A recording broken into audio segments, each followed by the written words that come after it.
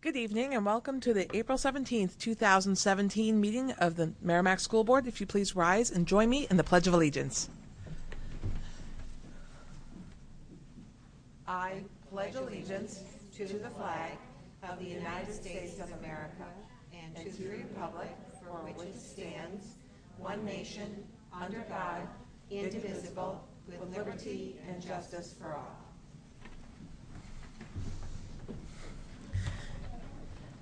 And thank you.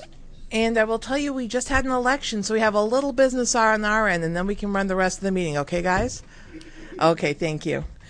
So item number 2 is school board reorganization. After an election, the school board will elect a chair and vice chair for the 2017-2018 year.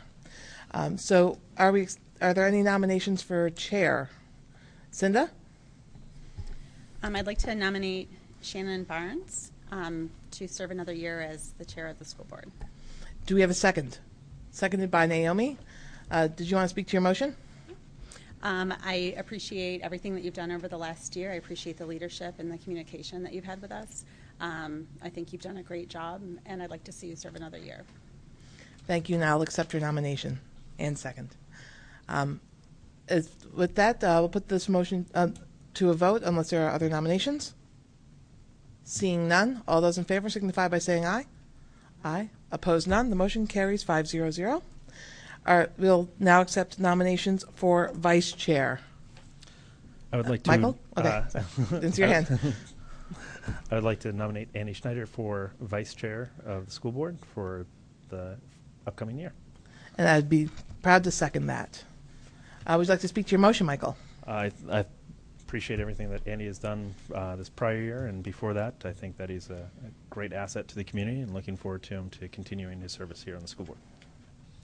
Are there any other nominations for vice chair? Seeing none, we'll put this motion to a vote. All those in favor signify by saying aye. Aye. Opposed, none. The motion carries 5-0-0. Thank you for the indulgence. And we look forward to serving you for another year. So thank you again. And welcome back, Cinda and Naomi.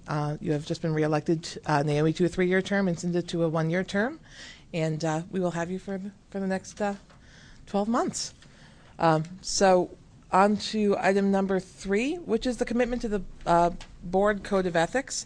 Every year after our election, we make sure to sign a Merrimack School Board code of ethics. It's important for us to know, keep an eye on why we're here, why we do what we do, and make sure our priorities as we serve as school board members are in order. So at this time, we will take a moment to sign the school board code of ethics. And we will turn them in. Do you want to read the whole document? It's a little long. Some years we do. If you want to take this year to do it, it'd be great. Okay, Andy, what I'll do is I'll have you take honor of conduct, Cindy take integrity of character, and Michael take commitment to service, and I'll start with the beginning. So, as a member of the Merrimack School Board, I shall promote the best interests of the district by adhering to the following ethical standards and affix my signature to the same. The first section is trustworthy and responsibilities. First, I will always remember that my first and greatest concern will be the educational welfare of the students in the Merrimack School District.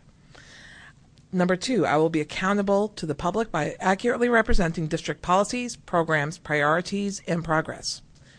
Item number 3, I will be responsive to the community by seeking its involvement in district affairs and by communicating its priorities and concerns.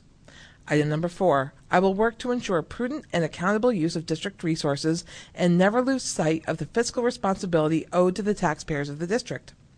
Item number 5, I will make no personal promise or take private action that may compromise my performance or my responsibilities or those of my fellow board members. And item number 6, I will avoid being placed in the position of conflict of interest and refrain from using my board position for personal or partisan gain. Andy? The next section is called Honor and Conduct. I will be honest, fair, just, and impartial in all my decisions and actions. I will encourage and respect open dialogue and listen with an open mind while working for consensus. And finally, I will respect the majority decision as the decision of the board. The next section is integrity of character. I will consistently uphold all applicable laws, rules, policies, and district procedures. Second item, I will not disclose information that is confidential by law or that will undermine the district. Commitment to service. I will focus my attention on fulfilling the board's responsibilities of goal setting, policy making, and evaluation. I will diligently prepare for and attend board meetings. I will avoid personal involvement in activities the board has delegated to the superintendent. And finally, I will inform myself about relevant educational issues. Sorry about that. Turn that off. Thank you. And we will turn those in and we will go about our year. So thank you. We're on to item number 4, which is public participation. This is an opportunity for members of the community to come to the microphone, state your name and address for the record, and if you're a student and you want to talk, just give your first name and your school. Seeing none, we will close public participation. And on to item number 5, which is the focus on student voice at Thorntons Ferry Elementary School. I bring to the table Julie DeLuca, her educators and support staff, and some students. So welcome.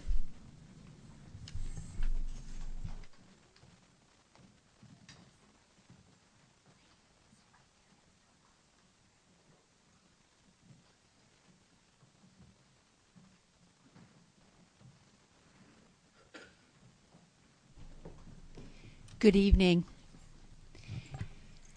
First and foremost, Ms. Bellemere could not be here this evening, and she wanted me to extend her apologies, but I'm certainly speaking on her behalf as well as all the staff and students here. So on behalf of Principal Bellemere, myself, and the entire Thorntons Ferry community, we want to thank you for giving us the time to present this evening to you and the entire Merrimack community.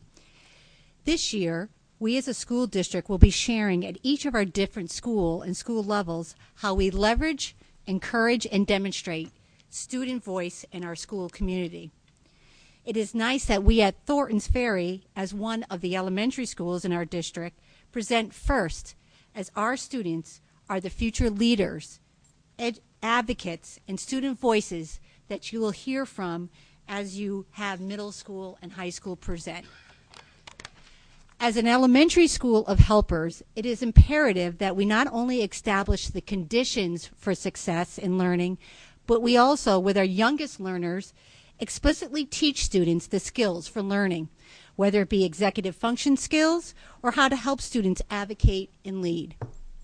Tonight, we are excited to introduce our team of students, staff, and parent who present on behalf of our entire Thorntons Ferry helping community.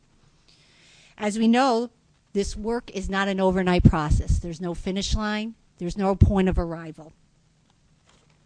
Tonight, our behavior specialist, Mrs. Etchels, will share our journey, with Ms. Seiden, our school counselor, and Mrs. McMahon, our school nurse, speaking to our current and future efforts. Mr. Joseph, one of our support staff members, Mr. Rowe, third grade teacher, and Ms. Jenkins, a special educator, will provide their own insights around student voice and our helping community and social and emotional learning. Finally, and most importantly, our students, Allison McMahon, Kyle Tessier, Tyler Allen, and Jade Caldwell will share in their own words what is important to them in their learning at Thorntons Ferry School. Please welcome Mrs. Etchels, Ms. Seiden, and Mrs. McMahon, who will lead us off.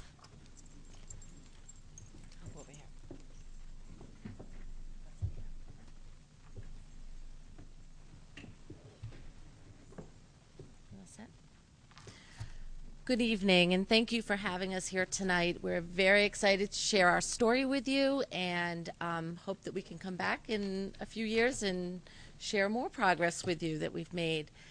As Mrs. DeLuca mentioned, we really value student voice. That is a priority in our school, and I know is becoming, has been and is becoming even more so a priority for our district. So I have the privilege of sharing with you the journey that we've had since I first started at Thornton's Ferry School back in 2002. When I started, the behavior specialist position was brand new.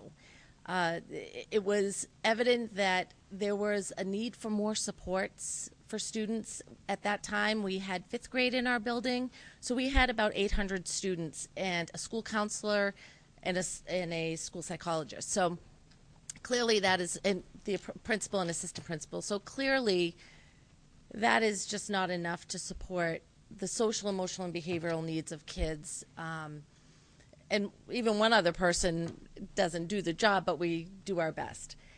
When I started teaching, preventing, responding to behaviors was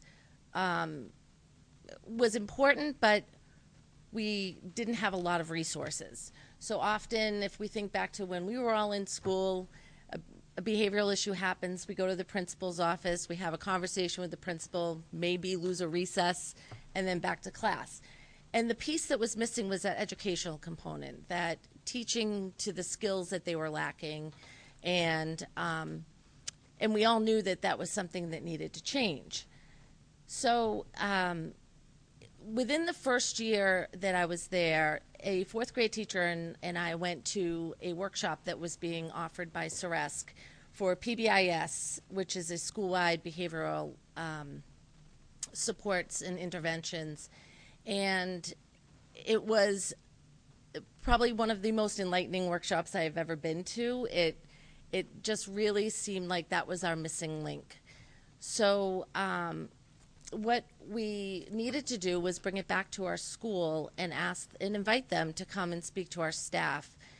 One of the expectations was that in order to implement PBIS, which is positive behavioral interventions and supports, we needed to have at least an 85% buy-in from our staff. And that was going to be tough because change is hard. We invited Howard Muscott in, and he did a phenomenal job presenting to our staff. And we had probably a 95% buy-in after that meeting.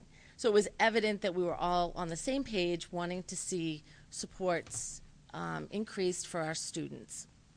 So in 2003, we went in. It's a 3-year implementation process, and it started from the beginning of 2003, and we are still going strong with it now. In addition to that, the district also found a need for staff training in we call it CPI training. It's Crisis Prevention Institute, but it's Nonviolent Physical Crisis Intervention. And you might hear people refer to it as restraint training, which it is not. It is more matching student behaviors with the appropriate response. So training staff to do that, to understand the different levels of behavior and how to respond appropriately. It also highly emphasizes the need for verbal de-escalation so that we don't reach, the students don't reach a point where physical intervention is needed. And then also there's a strong piece on empathy. So training staff to have the empathy and understand precipitating factors. So we have had that since 2003 as well. It started off with 2 district-wide trainers, and now every building has at least 2 trainers in it in the district. So again, and that is well received by all of the staff. And the dates I just want to say are general, like they're within a year or two. So the PBIS Universal and Target teams were starting to really develop and start to put in some interventions. Our Target team, so PBIS is a 3-tier process. The Universal is the school-wide. Target is the second tier, so for those kids that were not responding to our universal interventions, we have targeted interventions. And because PBIS is a data-driven program, we were able to find those kids very early on by using the data that we had with the PBIS program. And then also, we started to get more in the classrooms with the guidance classroom lessons, and those were more focused on friendship skills, social skills, problem solving, the thing that we did, telling versus tattling for the little ones and things like that. And that has, again, continued on every year. We keep increasing those classroom lessons. All of these things that I'm talking about involve the children. It's not top down. These kids have, their voice is what's most important. So they help guide us in what we're going to teach them. In 2007, when Mrs. DeLuca and I were side by side, Mrs. DeLuca as a school counselor and I as a behavior specialist, we started to do check-ins with students. And that was morning check-ins. We sometimes did afternoon check-ins. And the check-ins were for those more targeted kids. They were either came from the data, or they were kids we worked directly with, or teacher referrals. And they were the kids that it gave them an opportunity to come in and talk about their feelings, to get anything that was weighing heavy on them off their chest in the morning, so they were more ready to learn. And we still, again, continue to do that to this day. We also had lunch bunches, targeted groups. Kids love that. We can't walk into the cafeteria without them asking if they can have lunch with us. They love to bring their friends. Gives them an opportunity to share their stories. And that was also a time when we changed the term that we used for all staff in our school from teachers or staff to helpers. That every student in every adult in our school is a helper. And we ask kids now, who are your helpers? We want them to make sure they know who they can go to when they need to share their story or discuss what's happening for them emotionally. We also strongly, for their fourth grade, we feel as they're moving on into the upper elementary school that they understand the bullying laws. And it's not that it doesn't happen at younger ages, but we really want them to understand bullying and what they can do as a victim, as a bystander. So we take 4 to 5 weeks and spend our time in the fourth grade classrooms talking about bullying. And it's amazing how many of them start to come to the surface and come to us after those lessons and share stories of their own experiences or what's happening for them right then and start to solve their problems. Silent mentoring, we have those kids that just kind of stay under the radar, and we want them to feel that they're part of our school as well. So we assign staff members to make sure that they go by and say good morning to them or invite them to their office for lunch. In addition, we have student mentors. So it might be an older student that is mentoring a younger student. I know that when I'm processing with kids, I often use some of those older kids to process with them. And they share their stories of when they were their age. With PBIS, we realized one of the missing things was a mascot. So one year we had a contest where the kids drew pictures of what they thought the mascot would look like. And all of the kids voted, not the staff, the kids voted. And they came up with Buddy the dog, and Buddy has been our mascot since 2010. And then more recently, Dan Joseph, who will be speaking later, realized that there was a need for the students to have more opportunities on the playground. And there were a lot of kids that were just walking the perimeter of the playground, not much to do. And so Dan started a committee, the recess committee, and began with interviewing the kids and surveying them, finding out, what do you want to see change on the playground? Your voice is important to us. Tell us what we need to do. And with that, we were able to buy some of the equipment that they were requesting and to make some differences that were important to them.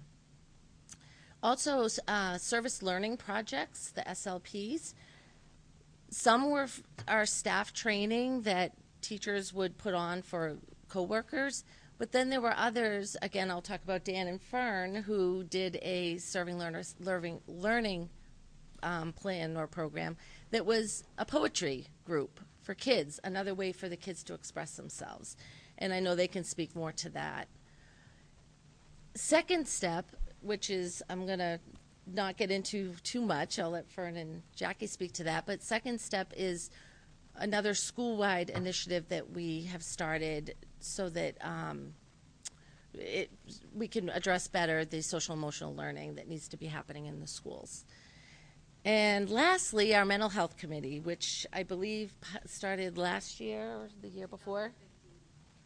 And that is a group of staff across district and also some subcommittees of helpers in the district that are trying to improve our supports for kids in that area as well. So as I said, I mean, there's a lot. We've had a long journey, and we've done a lot of great things and continue to do that. But where we are today, I think, is so exciting. And I'm going to turn it over to Jackie and Fern to share that with you.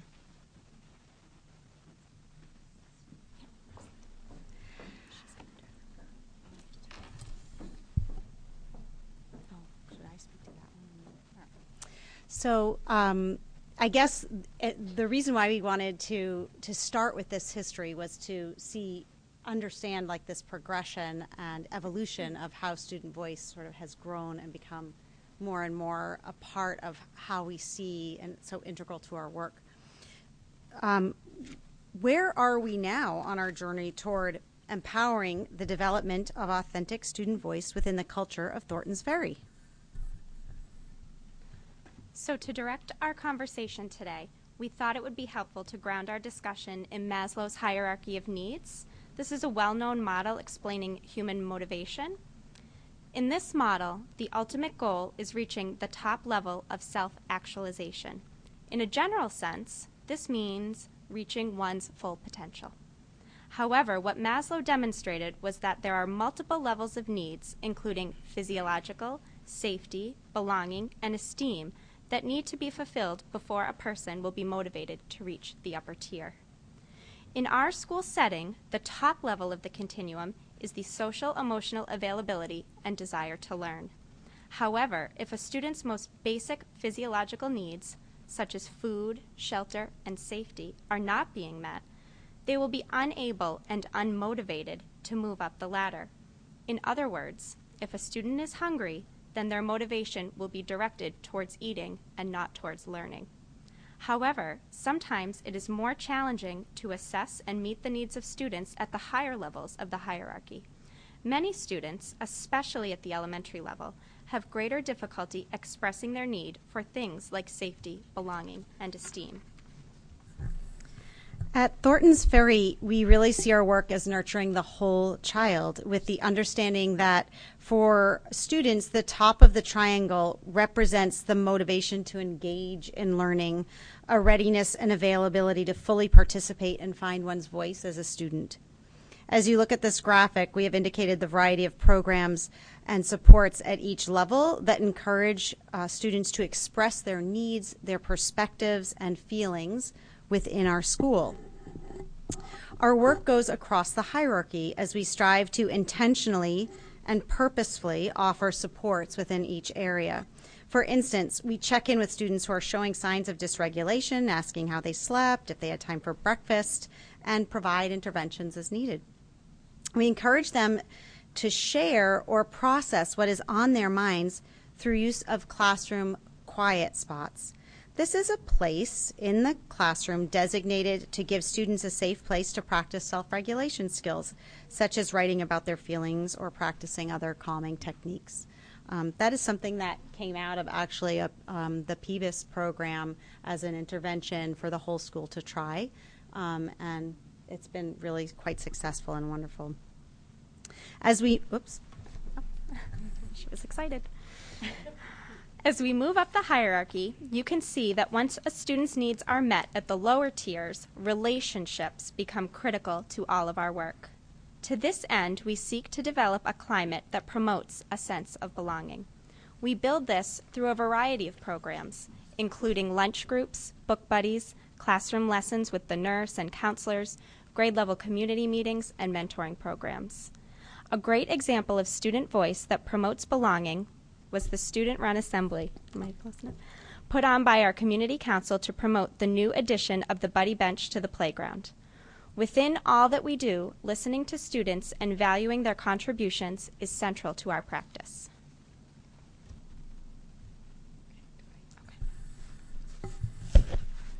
Perhaps the biggest change in our approach to serving the needs of students across each level in the hierarchy is the recent implementation of a new social emotional learning initiative that is taught by teachers. So rather than seeing social emotional learning as the domain of school counselors or behavior specialists and something separate and different from learning academically, it's seen as an integrated approach. 2 years ago, our first grade teachers piloted this second step program. It's a research-based social emotional learning program with a developmentally appropriate scope and sequence of topics that aims to increase social emotional competencies necessary for academic success. Last year, the kindergarten and second graders piloted the program. And this year, our third grade teachers have done so as well, and we look forward to implementing this with our fourth grade students next year. And you probably, I think it is it's in the news a lot now how social emotional learning is so important for academic success, and that you can often see students with those strong social skills and focus and concentration, executive functioning skills. Those are kids who tend to be able to find that voice as a student in a school setting more readily. The unit topics of this program include skills for learning, such as how to ignore distractions, focus attention, or use cognitive strategies such as self-talk to improve concentration. So you'll often hear kids go, ignore the distractor, focus. And the focusing is called put on your attentoscopes and try to kind of give the kids that tunnel vision on the teacher and then slowly take it away. And that really is just a great tool to use. Empathy, such as developing a vocabulary to describe feelings and how to shift perspectives and just care about the feelings of others. So at this point, almost I bet every student in first grade, if you ask them what empathy is, they'd be able to talk about empathy and use that term in the vocabulary. Emotion management, such as understanding strategies to express feelings, manage emotions, and deal with worries in particular. And problem solving, which is all about that cognitive flexibility, collaboration, critical thinking when you're approaching a problem. Skills and concepts are explicitly taught through multiple modalities, such as puppets, visuals, stories, videos. Oh, we forgot our puppets. Do you want to come up and show a puppet? Do you want to come, Jade, come show?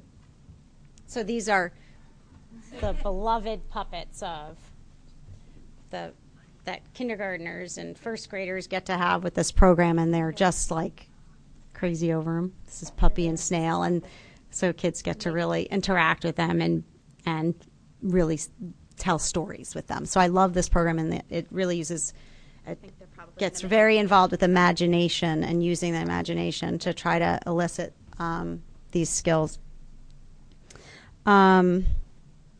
So puppets, visuals, stories, video, and music, and then reinforced through the school day across all settings where the skills are being practiced and applied. For instance, a problem at recess is a great opportunity to practice the problem-solving steps or shifting perspectives to gain empathy for others. Or you could say, we're about to go out for recess. Let's think about where we're going right now. It's a time when we might be, we've talked a lot about empathy this week. Let's think about recess as a time, the lab for where empathy really is being practiced when grown-ups aren't necessarily seeing what you're doing, where you really get to practice it and to see the motivation to make friends with this. Like, this is helpful as a way to interact. Or a trip to the nurse for a tummy ache may turn into a chance for a student to identify worries or other strong feelings that may be manifesting as physical symptoms. And I think we've had so many conversations now that more and more kids understanding how body and mind connect, and the nurse is definitely the front line for that. Teachers, staff, and students are developing a common language to teach and practice social emotional learning.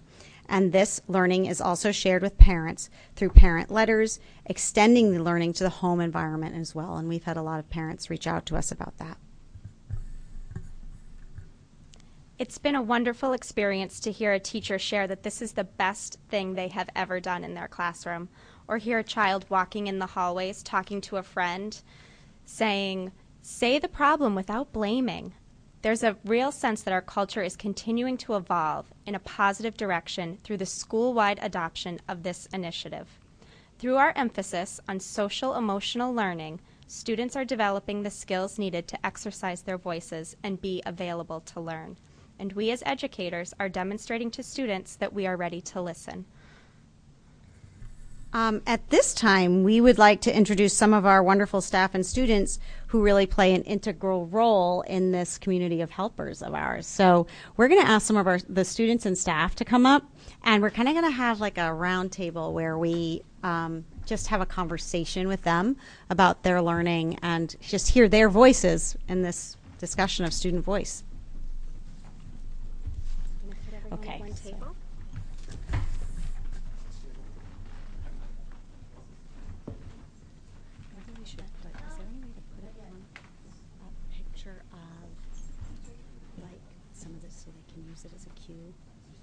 Something to cue them, one of those pictures of second step. No.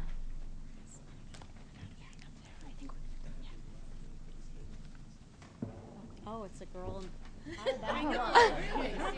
What? Boys on one side, girls on the other. That was an accident. Did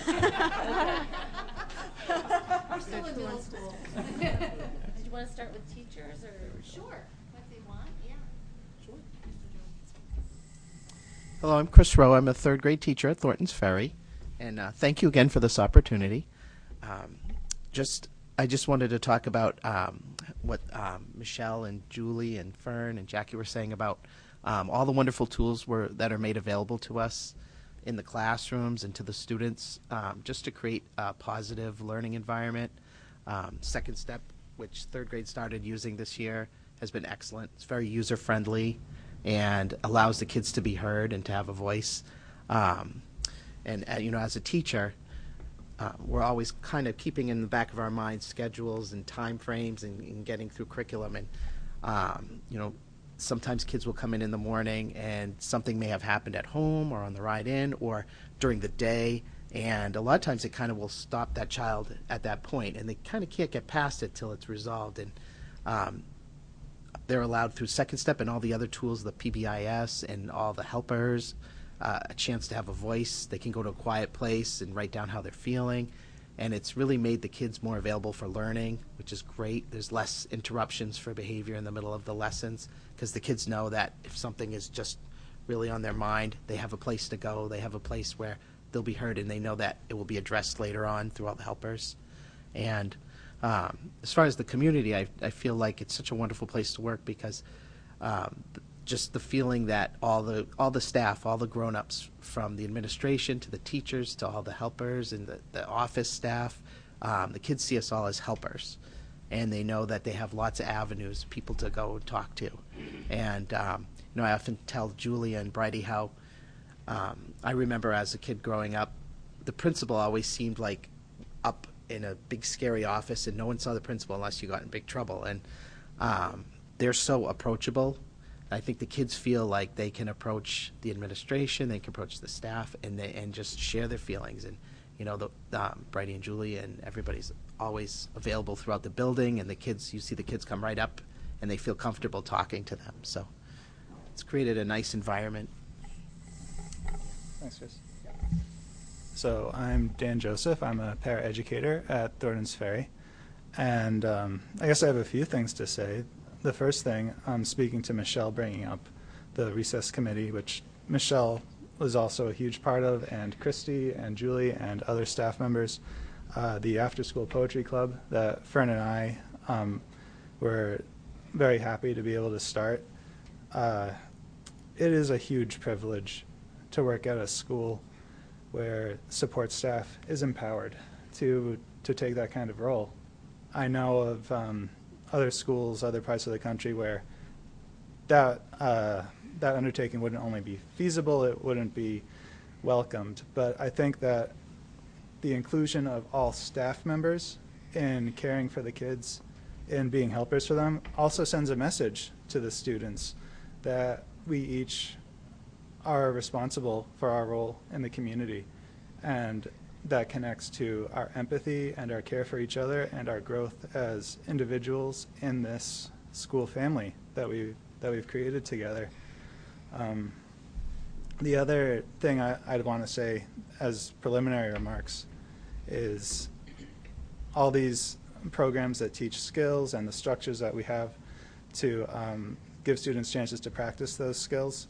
One thing that's really important for us as educators to model and to keep consistent with, and something that I think that we have been really successful with, is when we listen to kids as helpers, as collaborative problem solvers with them, that we really be present. We give up some of the control that we automatically possess as the teachers, and we see what the kid needs. We let them guide that process, and we find a solution together. And I think that that really is maybe the biggest takeaway life skill that we can help children learn. So thank you. Hello. My name is Christy Jenkins, and I am a first-year special education teacher. And I had the opportunity to teach second grade at Thornton's for 3 years. And so last year I had the opportunity of piloting with the second grade team with the second grade last year. And this year I've had the opportunity of bringing those skills and those resources into the resource room.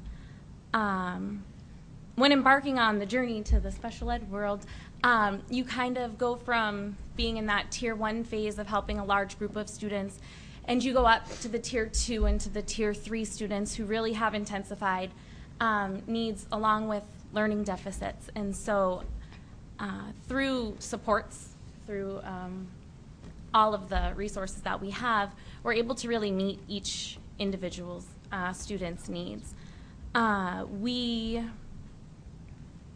When teaching Second Step last year in second grade, it didn't become this extra thing that we had to fit into our schedule. It really just became a part of our daily routine and a part of something that was natural forming that happened throughout daily interactions with peers. And being a special ed teacher, I've also been able to incorporate that language and those resources into writing goals for students. And it's really been able to impact and make improvements for students with social pragmatics. And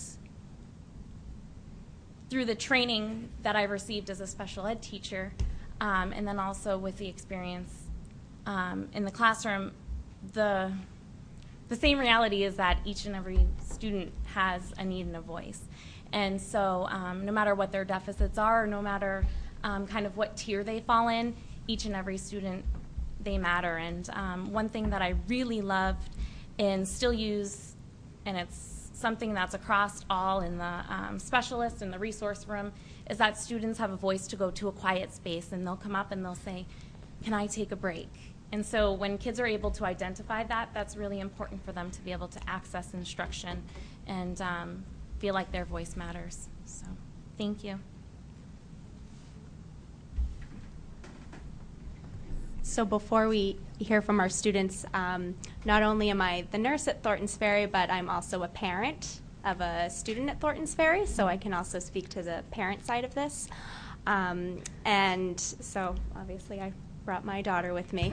And it's funny, as we were coming over, and I told her, "Oh, you know, Mommy has to speak to a great big group of people, and Mommy's very nervous." And she said, "Mom, you can do it.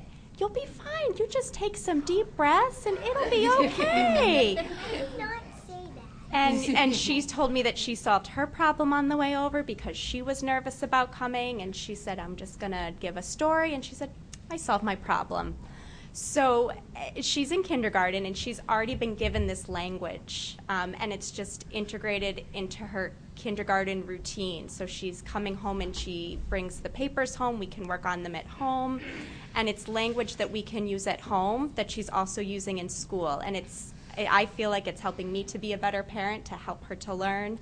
And now my 3-year-old is actually saying some of these things at home. So he'll talk about taking a deep breath, and now he's practicing these same skills. So I think as a parent, it's been an invaluable resource, all of this social emotional learning and what's coming home for the parents, and it's giving us a nice common language to use with our children.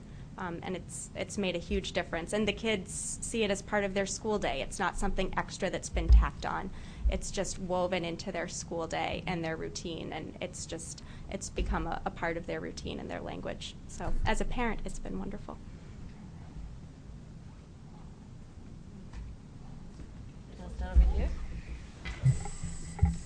Tell me your name. Go ahead. Okay, so my name is Kyle Tessier, and then I'm going to tell everyone how to get a respect and expert listener in school. The first thing, if you're alone and you don't have anyone to play with, go and sit on the body bench, but that is only if you can look anywhere else and find a friend, then play with them. If you just want to sit on the play bench and not do anything, that's not allowed in my school. And then if you get a problem, you have to take a belly breath, and then I'm gonna sing the TFS, like the TFS song. Do you ready to hear it? What? Yeah. We're ready. TFS is the best. The TFS is the best. Again, you have to listen. You have to listen. The best is the best. Again, the teachers are the best. And the kids have to do a great job. And the kids have to do all the work in school. And then these kids have to, like when they say a pledge of allegiance to the flag, United States of America, and to the republic with allegiance stands, one nation under God, indivisible, with liberty and justice for all. And now the kids are really respectful and safety. Respectful is that you be nice to everyone. Responsibility, you have to be good. And just like me, I have a story that I went right past the starling. Then I said I have to go see Miss Motto. And then Miss Starling gave me a responsibility sticker. So when you have to go somewhere, make sure you ask them, I need to go that thing. Like, where you're going, have to tell them where you're going. But if you are a kid and then you tell your adults, like your teachers, you have to tell them where you're going. If you don't, they'll get lost and they'll get angry. and then safety is a good thing to do. We love TFS. Thank you all.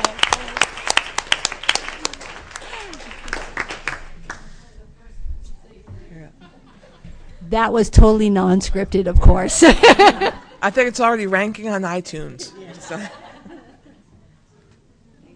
Good job.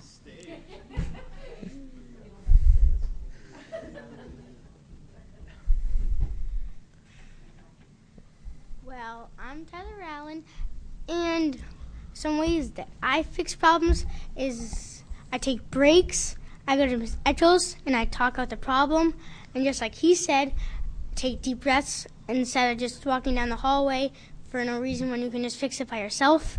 And check-ins are good in the morning because then when you go, you get all the stuff out of your heart, and then you can go back to class and have a good day and just focus on learning. And having fidgets is good because then when you get distracted, you can either like squeeze it or play with it a little bit, and then you get back, and then you can get back to learning, and then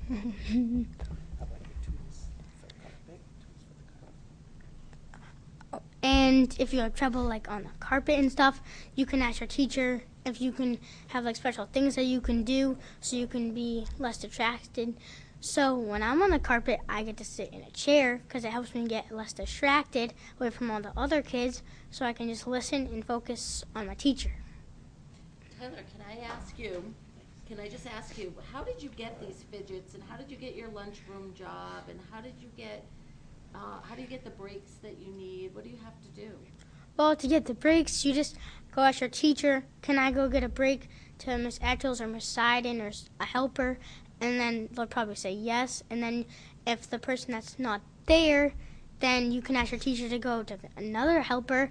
But if they're not there, then you just talk it out with your teacher. And getting the fidgets, you just ask your parents. Well, but I guess what I'm saying is you had a voice, right? You came to Mr. Rowe, you came to me, other people, and you said, I'm having a hard time with the carpet and I need some help. Yeah. And came up with some strategies. I'm having a hard time in the lunchroom, I need some help, right? Mm-hmm. Tyler's been excellent at being his own advocate, using his voice, and letting myself and others know, like, this is what I need. This is what I need to be a learner today. And he's been.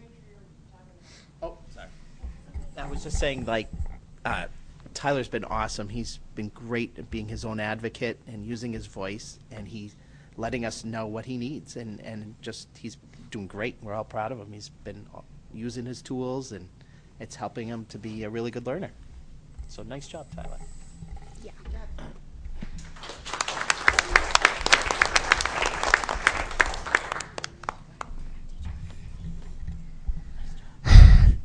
Sometimes when people are upset, like Snail or Poppy,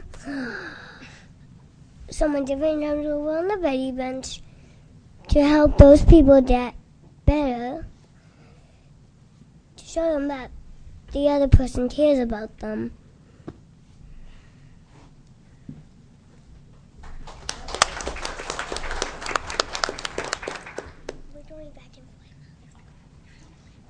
Hi, my name is Jade Caldwell, and I am a mentor at Thornton's Ferry. Being a mentor means a lot to me, even with the younger kids. I mentor a little girl named Lorelai. She is in first grade. She's a really great student, but she has a hard time reading. So, Miss Kelleher, her teacher, asked me to help her read. So, I helped her read, and now she can read pretty easy books, and sometimes she can read a little bit of words of chapter books. I also mentor another first grader named Kaylee. She's a really sweet child. I don't really help her with anything. I just see her and we do fun things together. And I just love Thornton's Ferry and all the helpers in the school. Like Miss Egan, she is my best friend pretty much, or best teacher friend anyway. And she helps me when I have problems and when I'm sad, or if I lost someone, like one of my grunkles recently.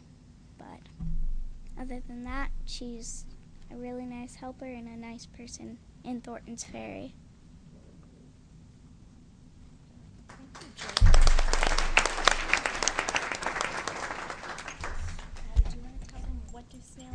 Okay.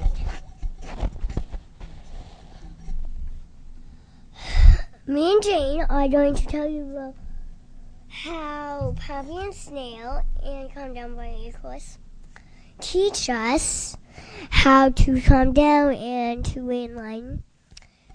So one of the things that they do is right now, Puppy is sad because he lost his bone. Snail came and said,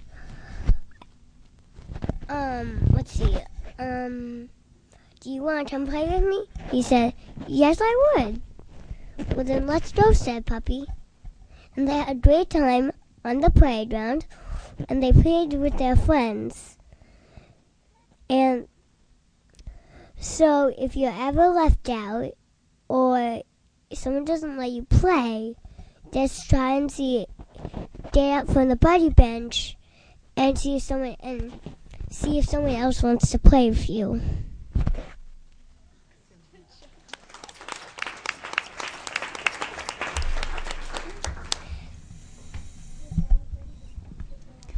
They are a very hard act to follow, so I'll make this very brief. I wanted to thank everybody here this evening and thank all the parents for your support always and for your voices in our community. It only makes us stronger and better. So with that, we're happy to entertain any questions or any feedback at this time. Are there any questions or comments from the board? I see Andy and then Michael. So first of all, to the students that are here, you guys did great. I mean, you memorized more in 5 minutes than I've probably done in the last 2 weeks. So that was great. I don't really know what to say here because it's so pleasing to me to see this be so mainstream in our elementary schools, especially at Thornton's. Those that know, I've had 3 children that have been through the school district. One today is 31. He's a teacher now. One who's 28 that lives in New York City, and he's a copywriter for a social media company. The third who's 20 has Asperger's. And seeing the difference between the older 2 go through and then the Asperger's, where every school we hit, there was this learning, and the fact that the way things are included, the way things are there. Fidgets. I mean, the fidgets didn't exist in 2003. You talk about Peeves back in 2003, but that stuff wasn't mainstream back then. And to see it now, and it isn't just for kids with issues or Asperger's, it's everybody. Every kid needs, when my son would need a break in middle school, he'd walk around the room. Then another kid would want to do the walk around the room just to calm down. And it's just so common sense that we learn these things, unfortunately, from the kids that need help. But everybody needs it. Everybody needs it at one point or the other. So I'm really happy to see this kind of stuff. I want to see it keep going. I like to see the kids involved. I like to see all this. So thanks for coming. It was really, really good to hear. Thanks, Andy. Michael? First, I'd like to thank everyone for coming tonight, especially the students, the young adults. I definitely appreciate it. I did have a couple points that I think I'm not sure if you kind of touched on, but one of the things that I think comes out of this is that there's less disruption to the class that I think helps with the learning. I mean, I could see that instead of having to focus on that one child, the child being able to self-advocate, then obviously it helps the whole. So I think that's a huge step forward for not only the teachers, but also the students. So I appreciate everything that you guys are doing. I did have one thing that came up. You said that you introduced bullying at 4th grade. Do you actually introduce it before then or just at 4th grade? No, we do as part of the, as part of the classroom guidance, a lot of the lessons that we do don't use the terminology bullying. We talk about teasing, we talk about problem solving and things like that, when to get helpers, when to try to solve the problem on your own.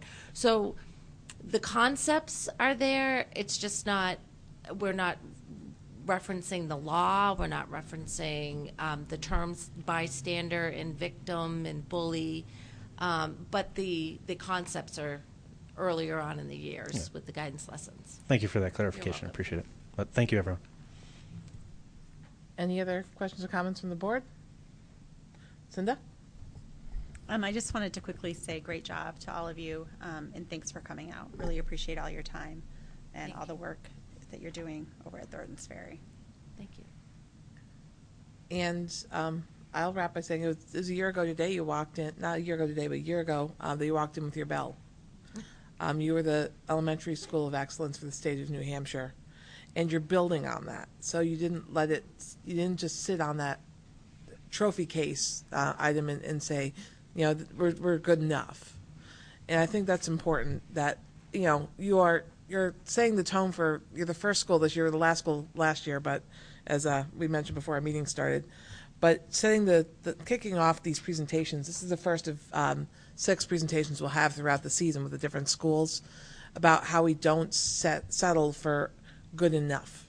And we don't sit by and say, you know, what we're doing is what we do. We always are building on that because we learn from the new case studies that come before us.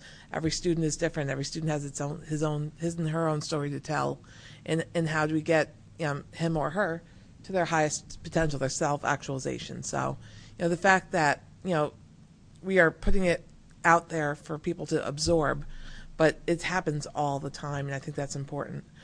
What you presented is not math, it's not English, but you're accomplishing those things because of what you're doing and what you presented tonight. And you're doing it bigger and better because you're giving the environment for these kids to thrive. So you guys did a wonderful job, such a great job, all four of those students. You're the highlight of my night, I have to say. And we thank you so much for coming out. We know your bedtime is probably pushing it if we haven't missed it already. So we thank you, and don't forget to brush your teeth, okay? Okay, well, thank you very much.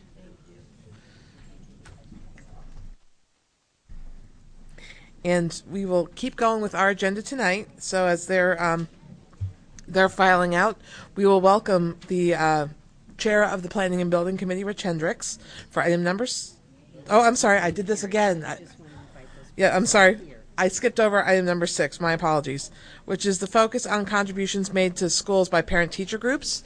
And I will have Superintendent Chaffrey invite her parents to the table to introduce themselves and their efforts. So thank you. So I'm going to... Sorry about that, guys. That's fine. I'm going to invite all of the parents from the respective parent groups. If you come to the table, please.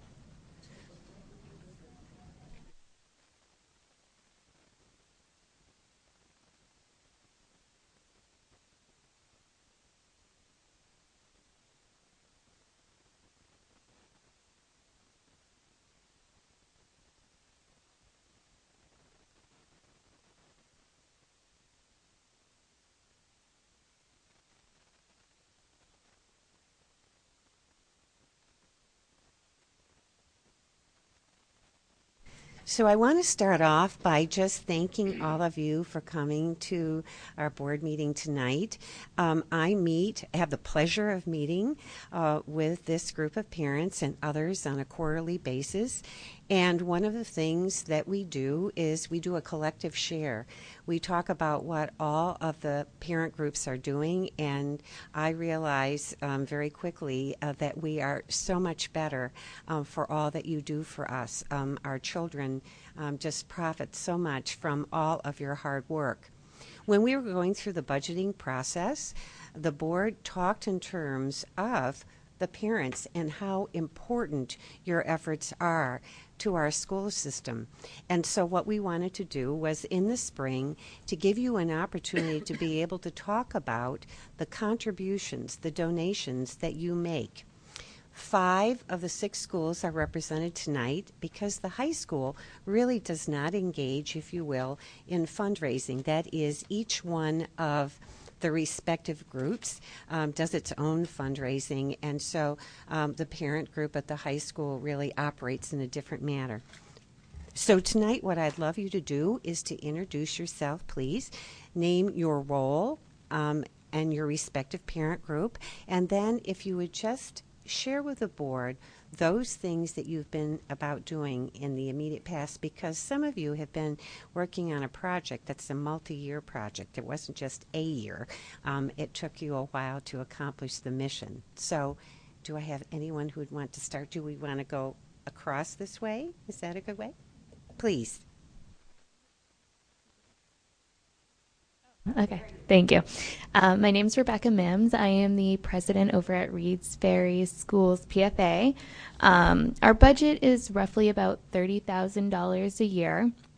In the past, we've contributed to supporting the arts with our Artists in Residence program.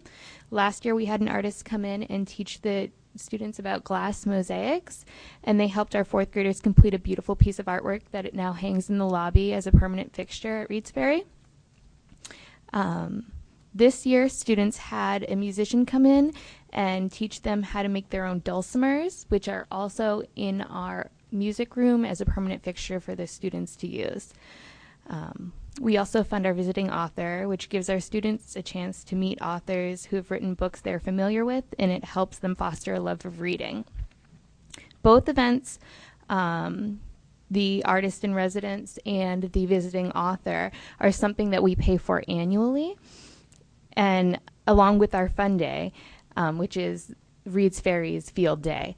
And, excuse me, it is something that the students look forward to each and every year. In terms of larger purchases, we recently upgraded both of our north and south playgrounds. That was on a revolving in our budget, so it would roll over every single year. So we had to save up for a while to upgrade those. Oh, go ahead. Hello, my name is Shannon Rand. I'm the treasurer for Reed's Ferry, PFA. Some of the things that we've had to replace over the years is our popcorn machine. I'm sure you saw it on social media, but we were able through corporate donations and through parent involvement able to get a new popcorn machine, which roughly gives us about $700 to $800 a year. That popcorn machine, the last one lasted for 30 years, so it's definitely quite something that brings in the money. We also fund smaller things like purchasing snowshoes for our Reed's Ferry Snowshoe Club. There are countless children that go on to it, and it's so much fun if you go out there every Wednesday or Thursday, and we're out there tracking away with the kids after school. It also funds Math Superstars, maintains a beautiful butterfly garden that children, classrooms, teachers are able to go in and just during the nicer, warmer days go out there and learn. We also do teacher allocations, $80 for each teacher within Reed's Ferry. Our current goals are to continue to help purchase new technology for our classrooms too. So this year we recently purchased a few document cameras, a mimeograph, and we'd also like to purchase more for our classrooms going forward.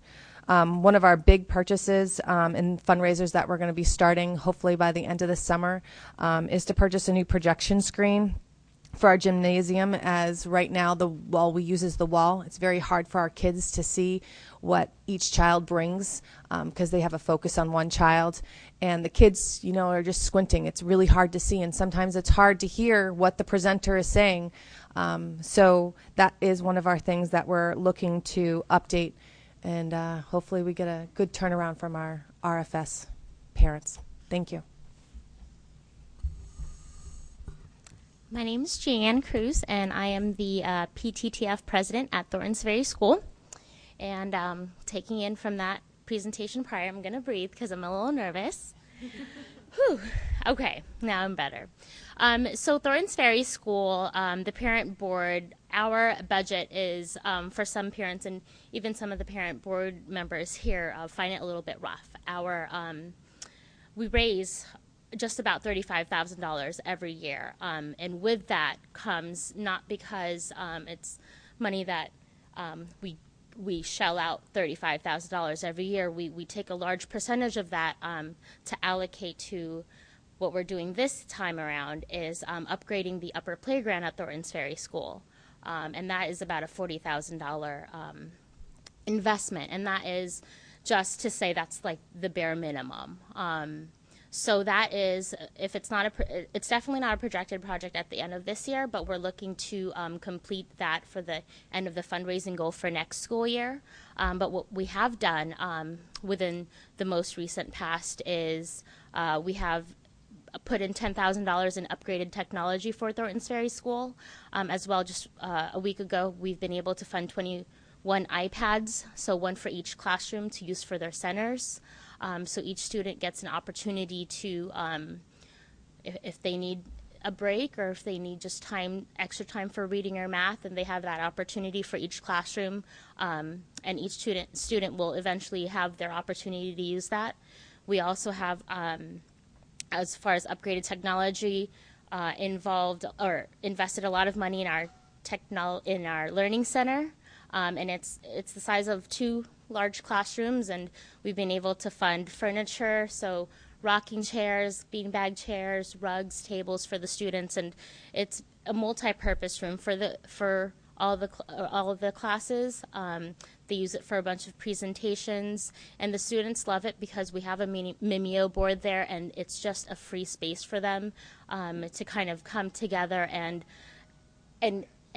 it's okay. I'm not nervous at all. Upgraded technology. So Thorns Ferry, the parent board, has definitely been able to provide a lot for the school. We've also been able to this year fund the Second Step program for the fourth graders that you guys had heard about. We also funded Wonder Workshop. We've upped our, we call it character development line in our budget, which provides the Second Step program as well as the Wonder Workshop, which is a program for students to, it's a STEM program. It's I don't know what it's called. It's the programming. It's so students learn how to program and code, and we have a lot of as young as first graders learning how to code. So we were able to provide something like that for Thorntons Ferry School. I didn't come with a piece of paper, but I think our big goal in general is being able to upgrade the students with technology in the classrooms, as well as eventually be able to provide them with a better and safer playground in the years to come. Thank you so much.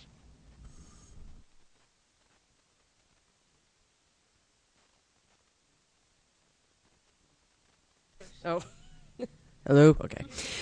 Hi, I'm Lorna Gonzalez. I am the vice president at the Upper Elementary School. We have our ongoing expenses, just like everybody else. It's a little lower than what they've been talking about so far. We are just under $23,000, and we have annual, very similar annual expenses. We do the artist in residence as well, which for us it alternates between 1 year we'll have an artist come in, another year we have a musician come in and presents to the students. We also have an author come in every year and talk to the students as well. We also provide to the teachers. I don't recall, what we $80? I forget. We give an allowance to the teachers as well, based on the money we bring in. And we also fund programs like the Project Safeguard for the sixth graders, which is coming up, as well as we have Lowell Rangers, which is a fifth grade program. Let's see, Warren Reenactment. It's various programs. And we also fund some clubs like Lego League and the Destination Imagination. We just give them some money to contribute to their actual clubs. We also give birthday books to all the students. That was something we just recently added on for our principal's request, because they had another source that they used to use to raise money for that, and that kind of dried up. So we added that onto our budget and start supplying that. Our bigger expenses is the big mosaic, which I'm sure everyone knows of. That was like a 2-year project that was completed last year. This year we also provided, we put in an APR system in the APR room, sound system, sorry, and as well as a new art display case for the art room. Well, it's actually in the hallway. And then there was some talk was made for next year. We would be, I guess our library is getting remodeled, and we would provide, the PFA would provide some security blinds, as well as I think a large screen TV is what we discussed. It's not set in stone yet, but we were discussing that. So, and then we also have the our annual field day, which is the Jaguar Jamboree for us, and a couple other social climate expenses, they call it, like the ice cream social for the sixth graders and stuff like that. So, and that's what we do. I do. Go ahead. We skipped. Yes, I know. Huh? Hello, my name is Damian Gunther. I'm the co-president for the Merrimack Middle School PTG. Tell you a little briefly about what we're doing, what we have been doing at the Merrimack Middle School. We don't have that kind of budget that the elementary schools have, but we did, as of 2013, create a new way to generate funds from our parents within the school community. We have what's called a no fundraiser. After multiple years of doing the magazines and the door-to-door and this piece and that piece from our parents of the information coming home in the daily communications, we switched over to a non-fundraising fundraiser. So this year we've rolled out technology where you can actually donate a lot easier through an organization website called Eventbrite. So it provides the opportunity for parents not to be harassed or to be bothered, but to provide that donation back to the school system, back to the school program that we support. So a lot of the features that we do take care of and assist with, recently we've made purchases of document cameras at the Merrimack Middle School to help support some of the technology pieces within the classroom, as well as transportation costs on an annual basis for the DC trip for the 8th graders, multiple teacher breakfasts for all the parent-teacher events, teacher appreciation, assistance with the theater program, arts, STEM, robotics, and multiple other enrichment activities that normally wouldn't provide the funding. This year alone, we've raised just about $6,000 or just shy of $6,000, which is our goal for fundraising this year, and that's about 30% of the parents contributing. So as we continue to make it easier for the parent group to donate on a annual basis, it'll allow us to provide more features and benefits for the community. Thank you. Hi, I'm Valerie Brodsky, and I'm the program coordinator for the JMES PAT.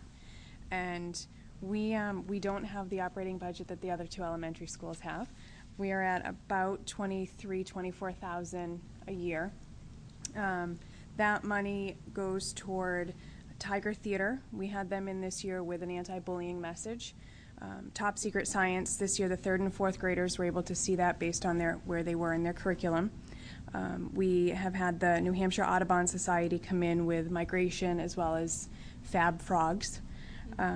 Steve Blunt came in for the younger kids with his silly songs.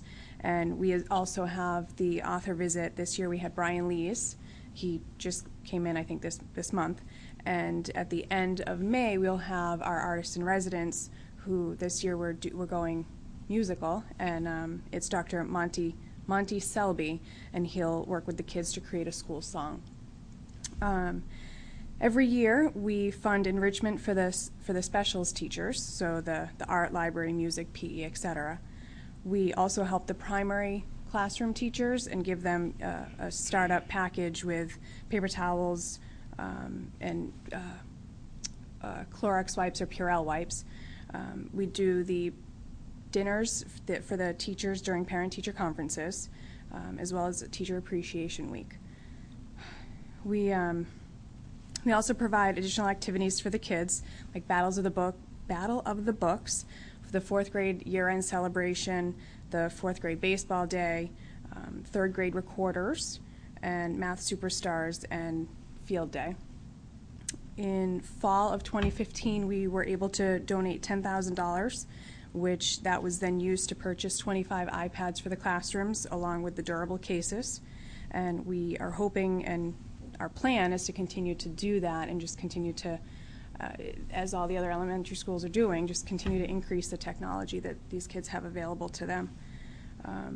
Much of our fundraising efforts to be able to pay for all of this comes from, or at least the big events, comes from our fall and spring book fair, an ice cream social, the Charleston Rap catalog. Right now we're going through Square One Art. We actually do Texas Roadhouse rolls, and that is surprisingly big.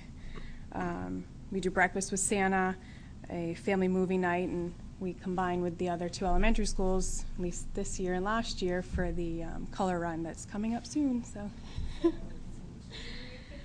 right, right. My link's up. It's active. We're good. Donate away. So that's about it. Thank you.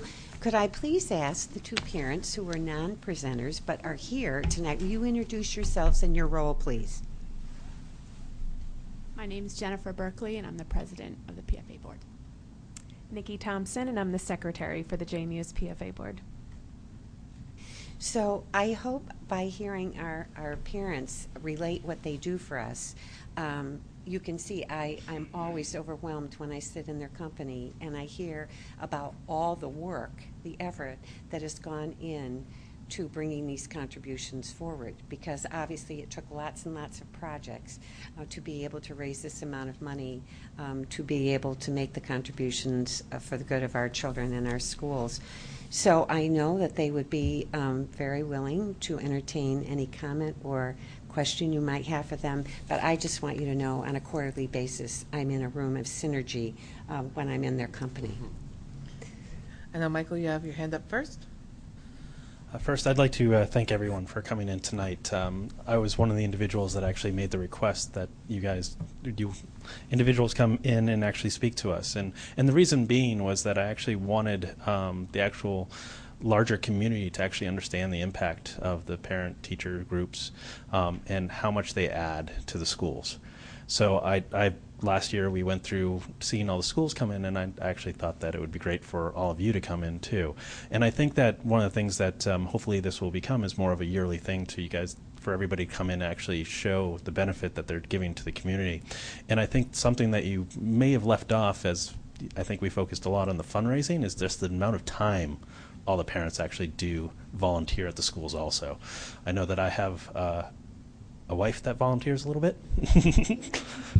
So I just wanted to kind of go over a couple of things that I heard as you were speaking. I heard about technology, I heard about science, I heard about art, after school programs, behavioral enhancements, teacher support, field days, and obviously all the volunteer time that you guys provide. And I think that it should show that the larger community, the taxpayers, that there is an investment from the parents back into the school so that they can understand that. So thank you everyone for coming in. Any other questions or comments from the board? Andy? Well, what struck me is, I'm calculating here back here, is the astounding number. You know, if you look at a elementary school that has 500 students in it, that has a budget of $35,000, that's actually, it sounds like it's a lot until you realize it's only $70 per student, right, on average. This is directed to Rich Hendricks, is sitting in the back. One of the things that the items that's on our planning and building in the future is a turf field for the district. We're going to tap into you guys and figure out ways to bring in some funds to make this happen, because I think what we want to do is make sure that anything that we do district-wide, like a turf field, it's the community that's part of it. And it isn't just the schools. I mean, I don't want to sit and tap parents twice or three times, but to use and leverage what you do to help at a community-wide to earn money, because I think that where every group of parents has pride in their school and want to contribute and all that, I think we as a community can learn from what you do and bring a community together to bring something big that everybody can use in a field like that. So that's my takeaway from this discussion. So thank you for coming. Naomi? I just wanted to add my appreciation, but I wanted to put a slightly different slant on it. As somebody who does not have students or children in the district and never has, your work can be relatively invisible to me, and it's absolutely marvelous to get a chance to hear, not the dollars and cents, although that's important and that's a large piece of what you do, but the time and effort and thoughtfulness and choice that goes into enhancing the schools. It is very much appreciated.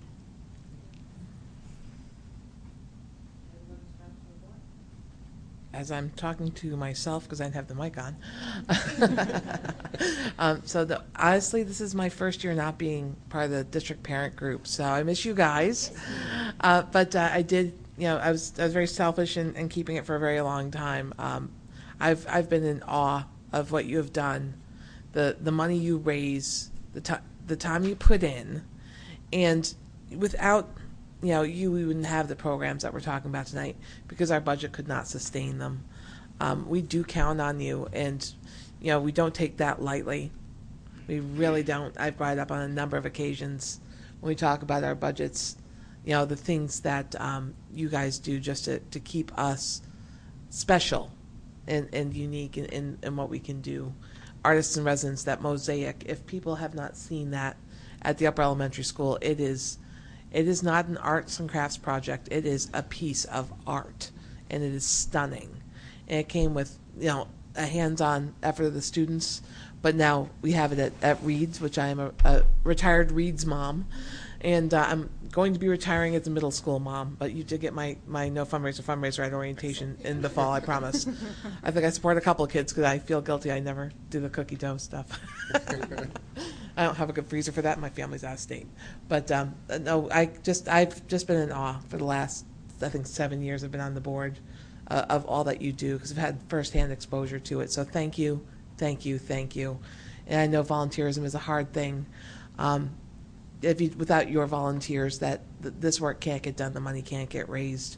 So when you talk about how can I help my child, if the parents are watching, this is perfect. Get involved with those parent groups.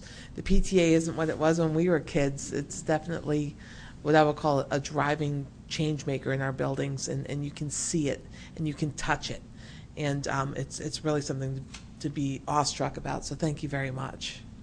Matt? Yeah. I just want to say, to all of you, thank you very much. You've got to remember, you probably don't really see it now or even feel it now, but what you're doing right now becomes a part of an ongoing legacy of all parent groups. I remember years ago working with Tina DeMember and Carol Lee Dalton to do the lower playground, where there used to be a leach field there, and they were on me to make sure that sewer pipe got done and everything like that. And when I finally got the sewer line done, they actually came in to my office with a gift of a little sewer line kind of decorated with flowers on it. So those things are remembered by both administration, by boards, by the community, and your names will be remembered long after everything is done. So we really appreciate it, and I'm sure, I echo the sentiments of the board. I just wanted to bring it back for a historical perspective, that we will always remember everything you do. Even though you move up in grade levels, your names will always be etched in our memory. So thank you. Thank you. And thank you very much. See, if I call it the right way, the room would be clearing out like this.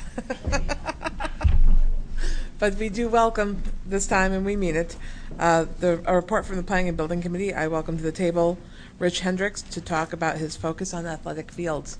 Thank you for coming. And did anyone forget their glasses on the moms? There's a pair of glasses.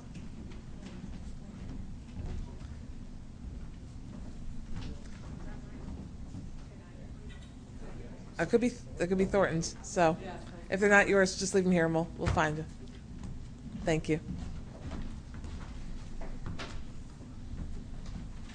Welcome, Rich. Housekeeping done.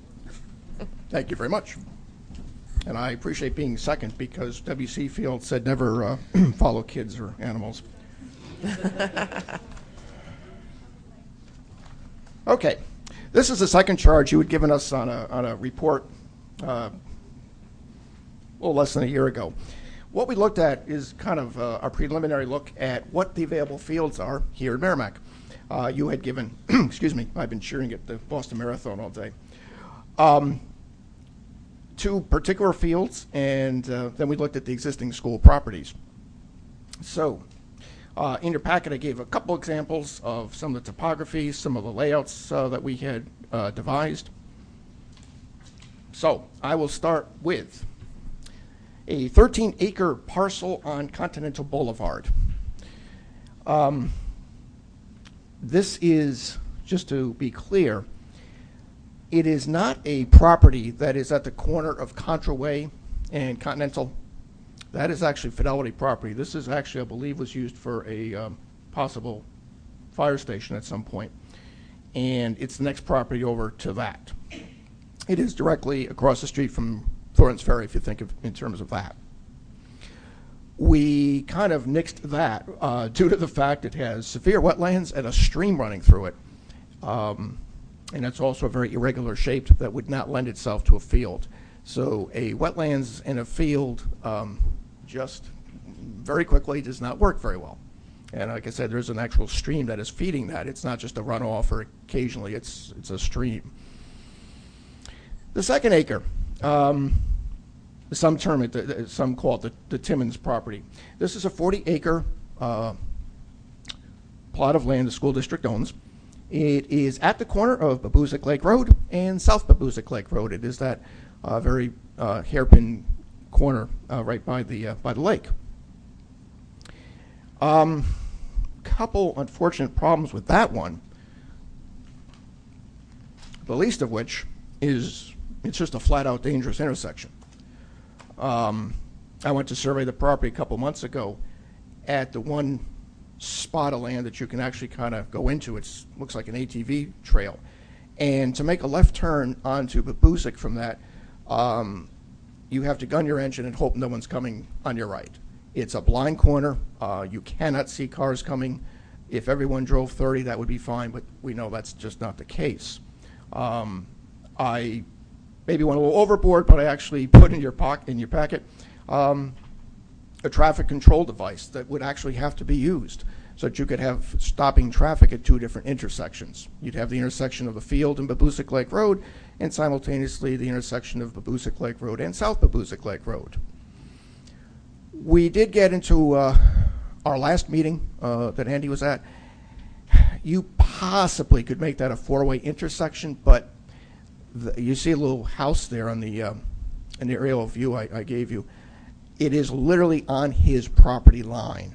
I'm not sure about the setbacks and stuff, but I'm not sure he'd want a couple hundred cars going back and forth literally off his bedroom window.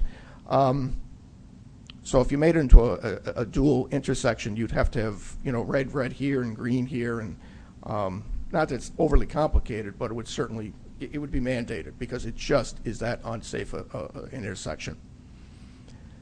The second major problem with it is the topography of the land, and it's probably more usable as a trail bike, a beginner's ski slope. It has an actual 80 to 90 foot elevation change from kind of where you park your car to where the field would be. That's rather significant to start excavating, you know, 80, 90 feet, and it gets pretty steep, and it actually gets steeper from there.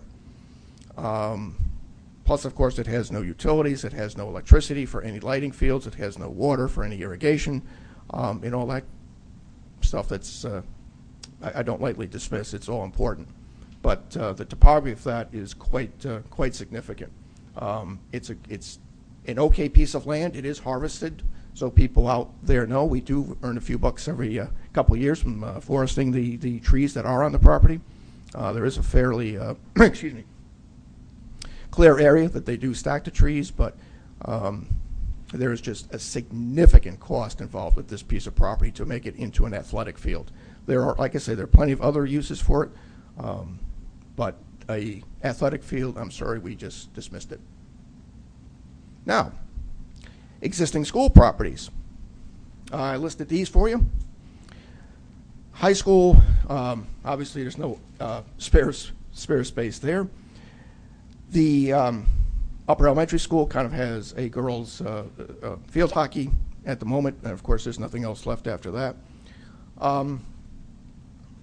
The middle school, it does have, if you climb up that hill, it does have a slight elevated field. It is too small. The average field is somewhere around 2 acres for a lacrosse, soccer, or football field, and it would have to be graded on top of that. So, and I'm going to talk more about that in a few minutes when I get into some costs. Reed's Ferry. Sarkerville, Merrimack, I think we've utilized those fields.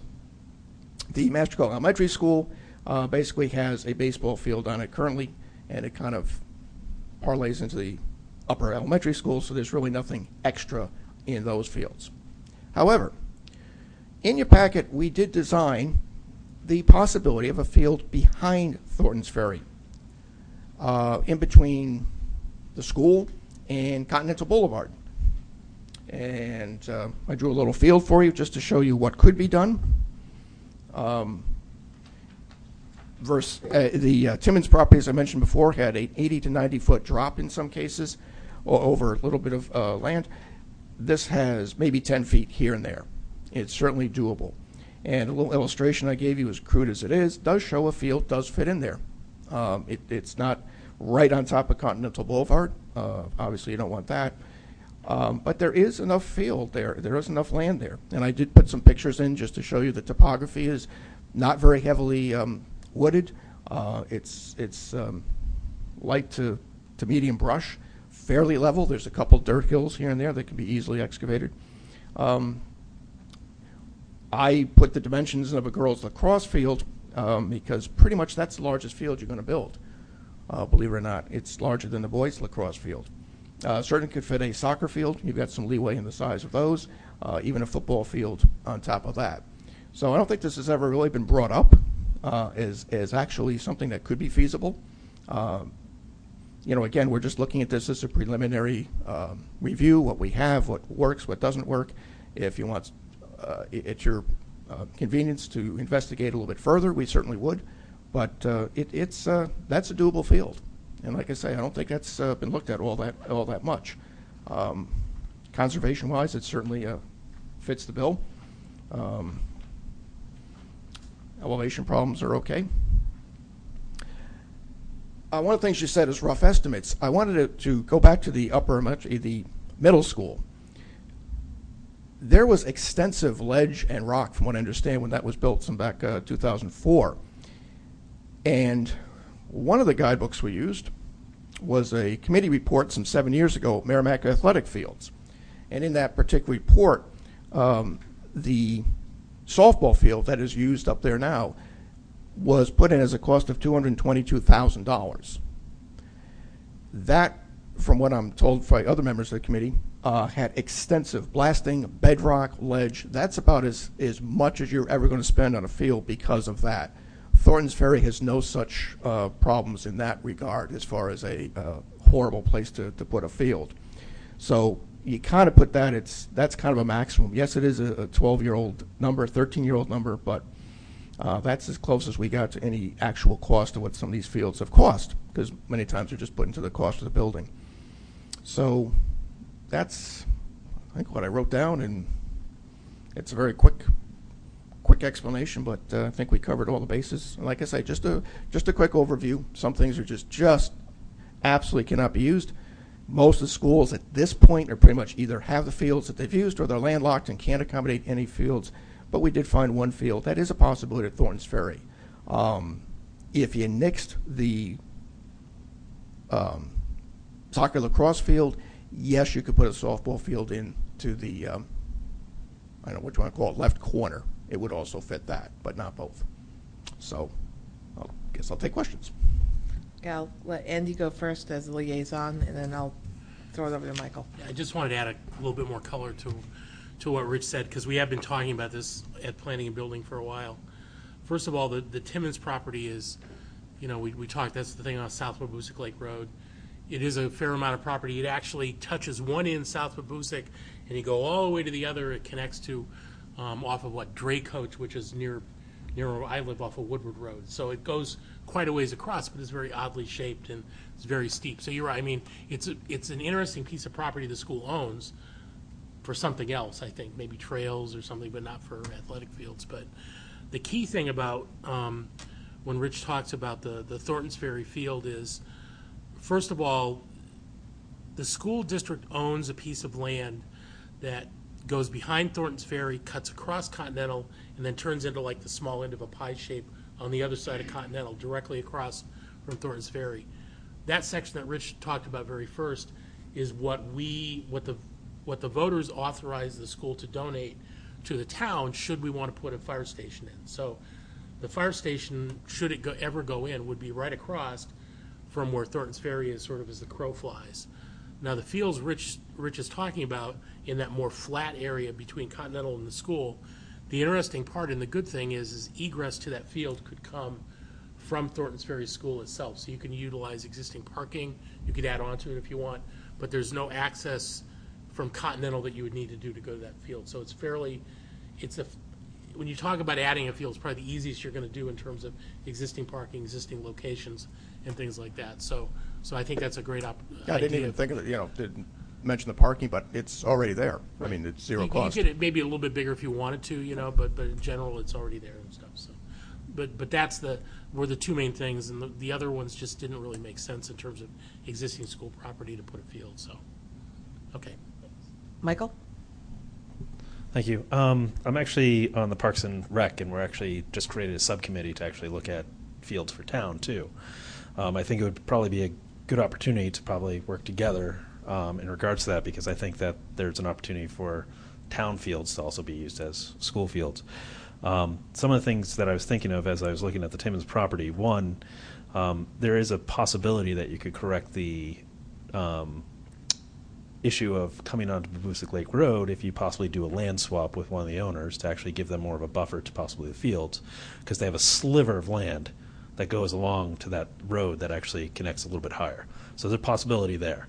Obviously, based off topography, maybe it's not even worth it still. But another thing that I'm trying to understand with the Continental Boulevard, it's in order to do a baseball field, it's about 3 acres. A soccer field is about 2.69 acres, if you want to be about.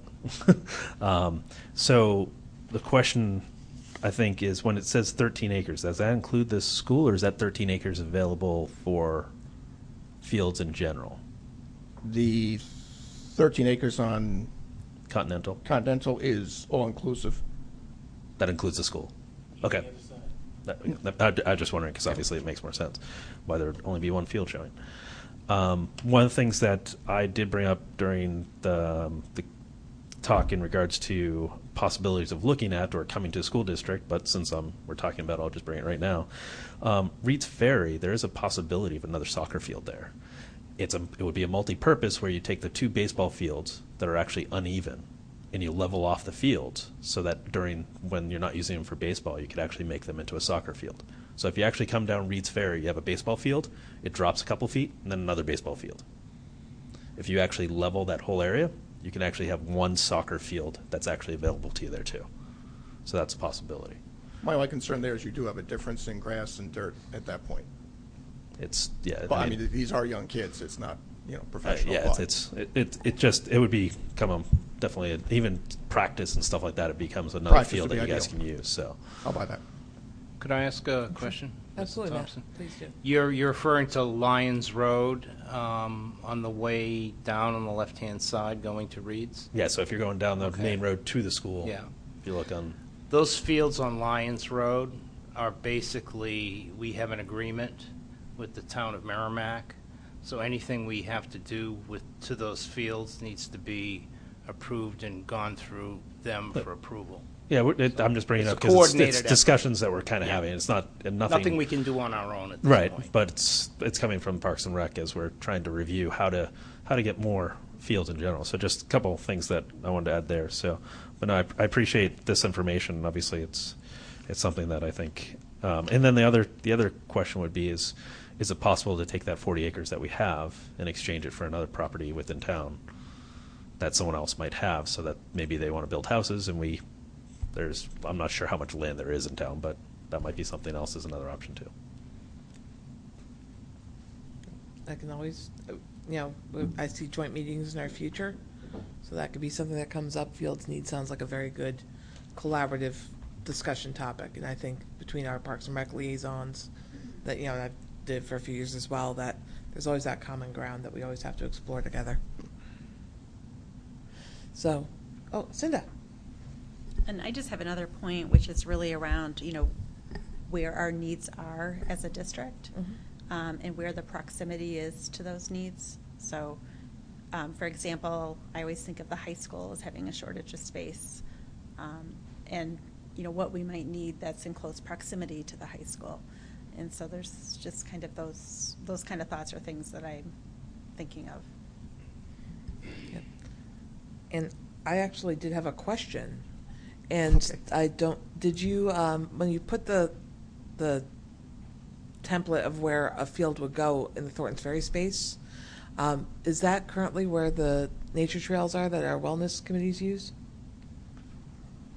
I believe so, yeah. So they would eliminate, if we did that space, it would eliminate the trails that the because when we did using. We did a lot of clearing of that land. I think yeah. maybe around five years ago, because we had some natural clearing in the form of a windstorm that came down. So we had Bay State Forestry go over and clear a lot of that up, so a lot of it is clean. I'm not sure about the exact locations of the nature trail because I haven't been there in a while, but I kind of assume probably some of those do overlap through that area. My walk through the property there is a trail, and I hate to say it, is right down where that field would be. Okay. I mean, just smack right in the middle of it, and is what it is. Yep, I know. And we know they are being used, because I think there was even an award given to the school because of their initiative to do, yeah, so that was part of the award, was that they did, the trail, and they used it for wellness, so. Andy? The other thing to consider here is that the part of the field that's on the other side of Continental, the fire station, should it go there, would not take the entire thing. It would just take the frontage on the road. And there's a lot, he talked about the up and down, the elevation as well as the stream. That would have some really good possibilities that we might be able to look at.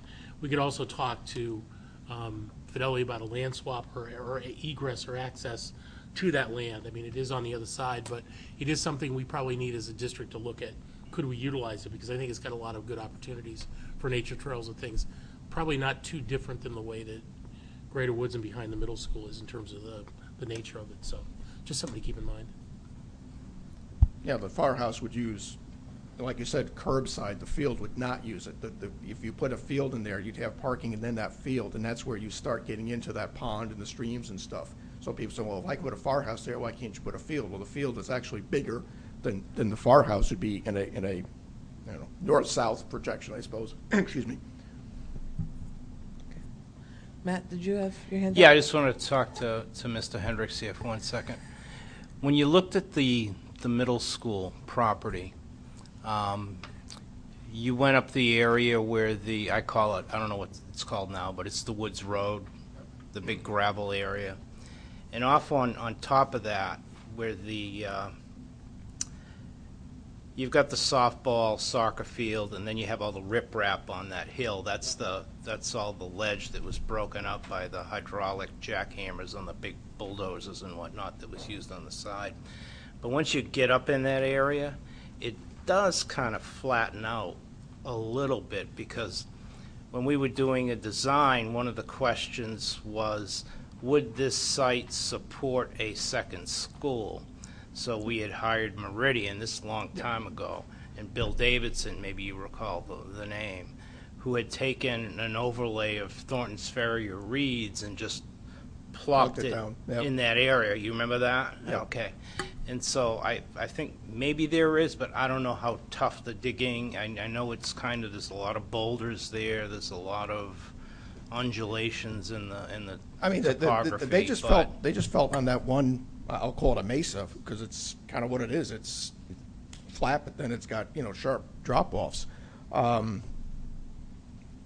If you actually put a field in there, we felt it really wouldn't accommodate, because the field itself will be 2 acres, but then you have parking, you have,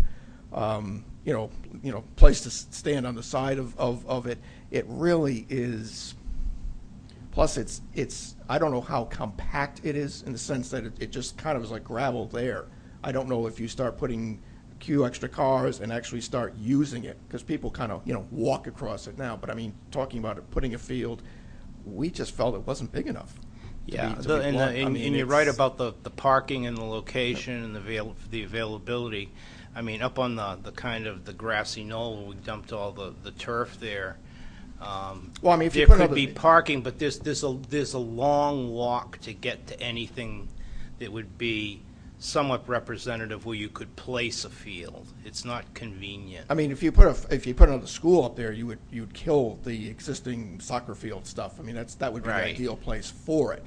I didn't interpret it that a building would be placed any other part of that field. Yeah. Which we had a map here for the people listening at home. And then you've actually got a trail that goes up beyond that, and that's Right. completely wooded and steep. And actually, I'm trying to figure out, somewhere in that plan, I think, said we looked at a second school, and that's all fine and well, but we're looking at a very tiny little piece of property that's not really conducive to it. I mean, it's not handicap accessible. You've got quite a hill to climb just to get to the soccer. Then you'd have an even steeper climb to get up to what I'm referring to as the mesa, on top of or next to where the existing soccer fields are. So exactly. Yeah. It's not ideal. It's problematic then. Okay, good. Thank you. I mean, a practice field. Mike said something about a practice field, Yeah, but an maybe, actual yeah. regulation field, No. I doubt very much. Right.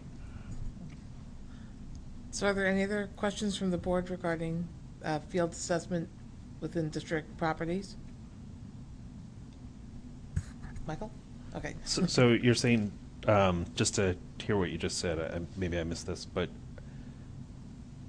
you're saying that these are the only two properties that we have that we could put fields in? You're saying within district properties, or is this? Yeah, this is all that we have. This is all we have. Okay. Okay. I'm just asking. Oh, we're good. We're good. No. Clarification. Yeah, little 2 and 3 acre jobs here and there, but as far as something to work with, that is it. The Timmins has been kicked around for years and years and years. It's not a bad piece of property. No one seems to know what to do with it. And the idea of swapping off, it is an ideal bike trail. It is an ideal hiking trail. It is an ideal, I don't want to say ATV because that probably wouldn't go over well.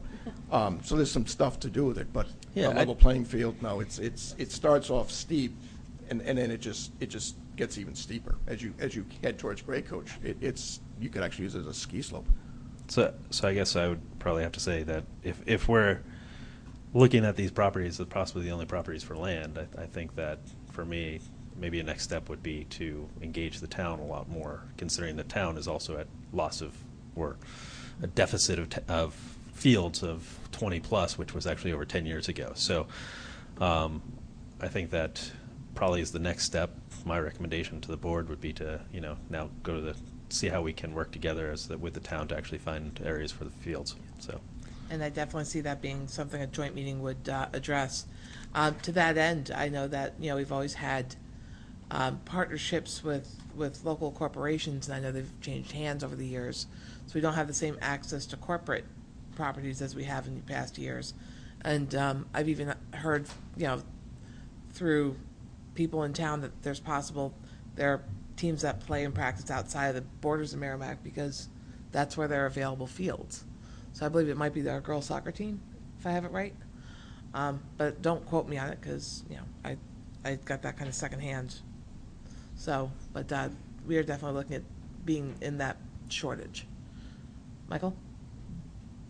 I'm just wondering if it's actually necessary to wait for a joint meeting instead of maybe assigning a liaison to actually reach out to the town council to start discussions instead of. Well, I could reach out to the chair when I figure out who that is, since they too had an election with some change. But the biggest thing, and there are a couple things we want to discuss anyway. So we were waiting for, essentially, I think that's something we're talking about as a board, anyways, inviting the town council because we're doing so much with things like safeguard as well. We have a few topics to definitely discuss that are of mutual benefit, and obviously our next topic will definitely be worthy of an update at a joint meeting as well. So, we wanted to make sure that, we had the election behind us. So if there were any player changes that we weren't stopping progress. Obviously the town council did have a player change with Peter Albert joining the board for the first time. So we want to get a couple meetings under his belt to get settled in and let the board settle in. And from there, I think we do have a lot to discuss. I'm hoping by maybe end of spring, early summer, we should definitely talk about having a joint meeting with multiple topics. And I think Fields Needs is definitely going to be one of them. And I would not be surprised to see Matt Kasparius being asked to be there, or anyone else that's investigating the fields on his behalf. But no, I was on that Fields Needs report, so I attended the last couple of meetings because of board changes. But that was something that was looked at, you're right, 7 years ago as we need to do something now.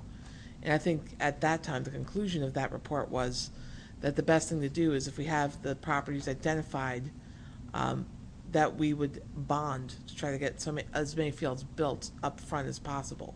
So that was even the report, just to get that sense of urgency addressed then.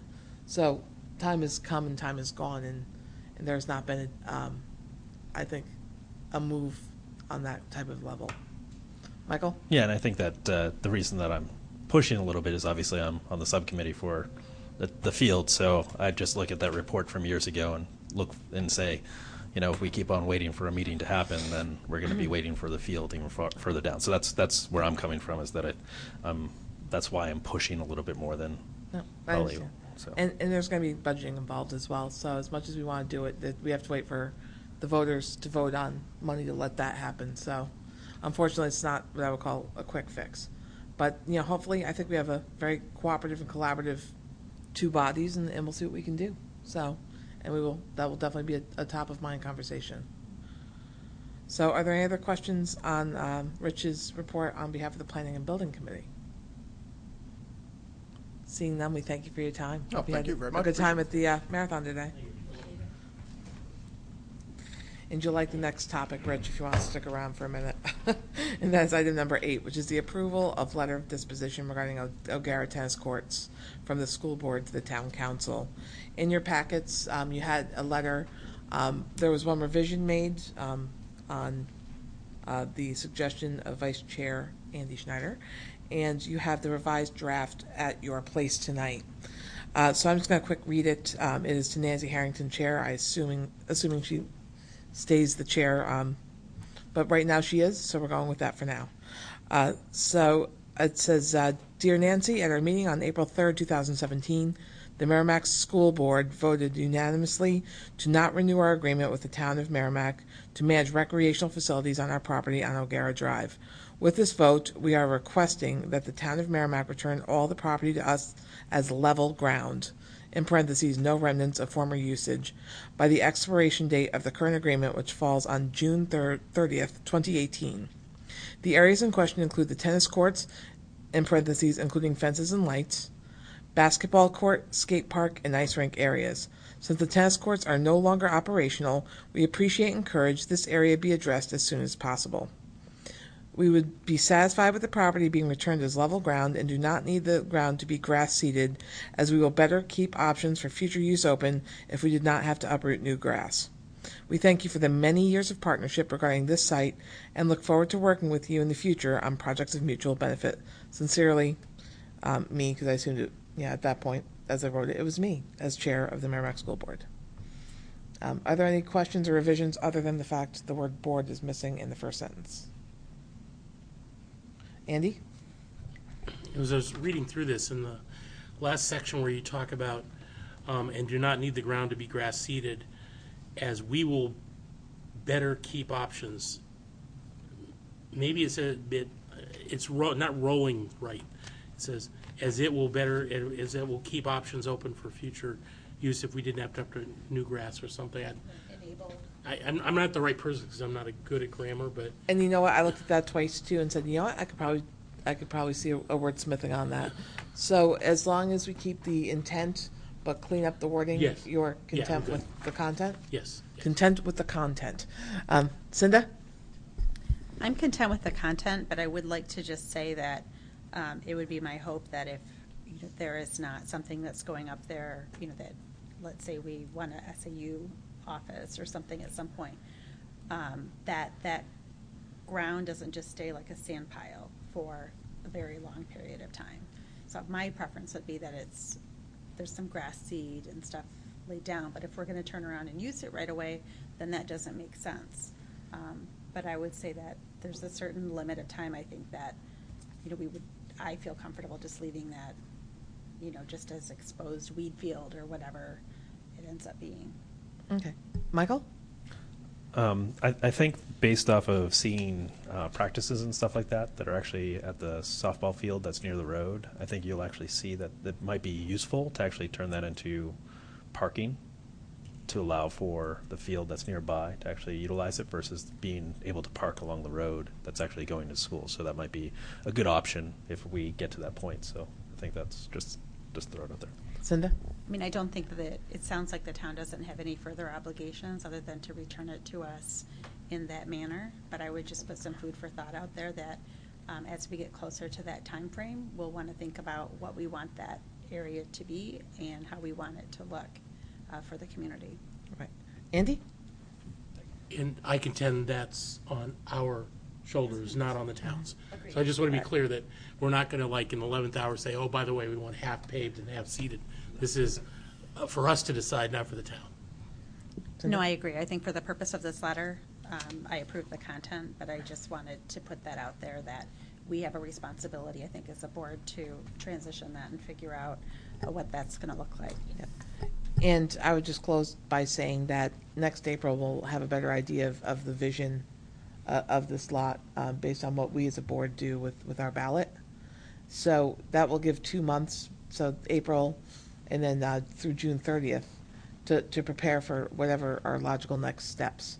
So as we're preparing our budget, and I'm looking at Matt with his hand ready to go, that we can talk about what's best suited for us, knowing that we're going to get a level lot of brown dirt on July 1st, 2018. Yeah.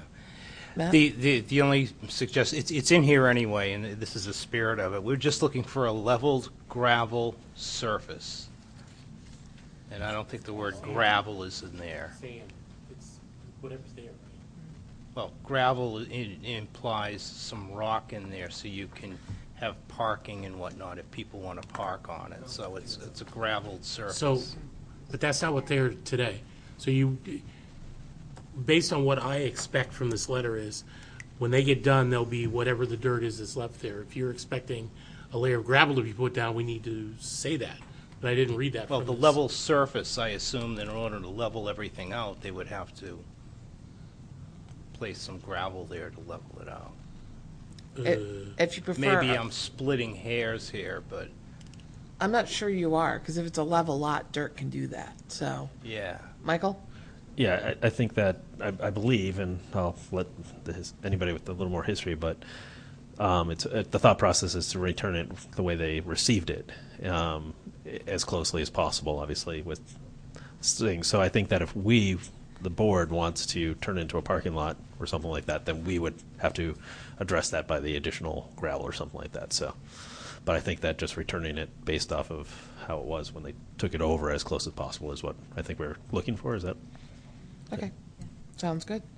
So, and I think, by the way, I just wordsmithed it.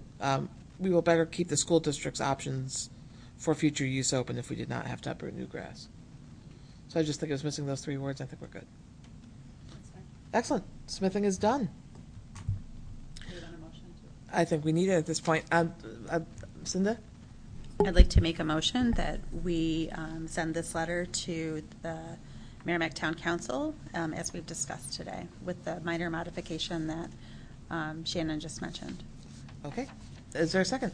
Seconded by Michael. Any discussion? All those in favor signify by saying aye. Aye. Opposed, none. Motion carries 5-0-0. Marge, if you can get these changes made, I can stop by as early as tomorrow. So, sounds good. Thank you very much. We are on to item number 9, which is the actual health insurance rate for 2017-2018. Matt Chevina?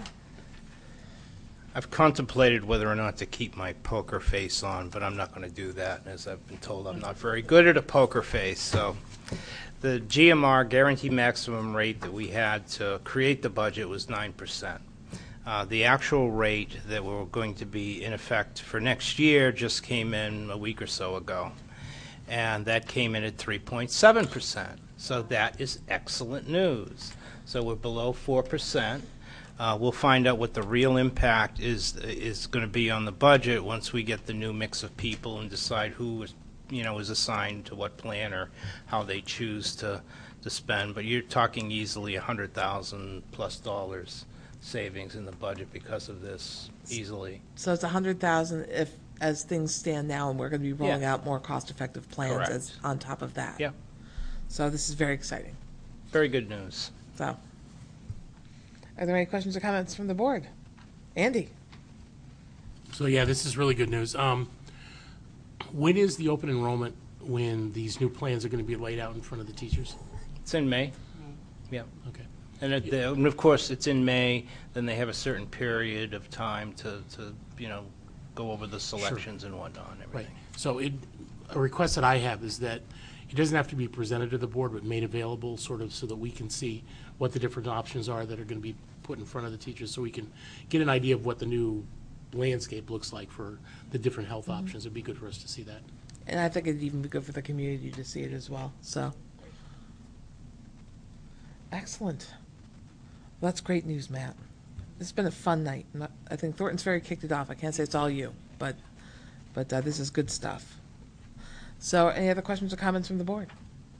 Seeing none, we're going to move on to item number 10, which is the approval of school board minutes. We have the April 3rd public minutes and April 5th non-public minutes. I'll entertain a motion to accept the minutes. Andy, is there a second? Cinda. Are there any edits to the minutes?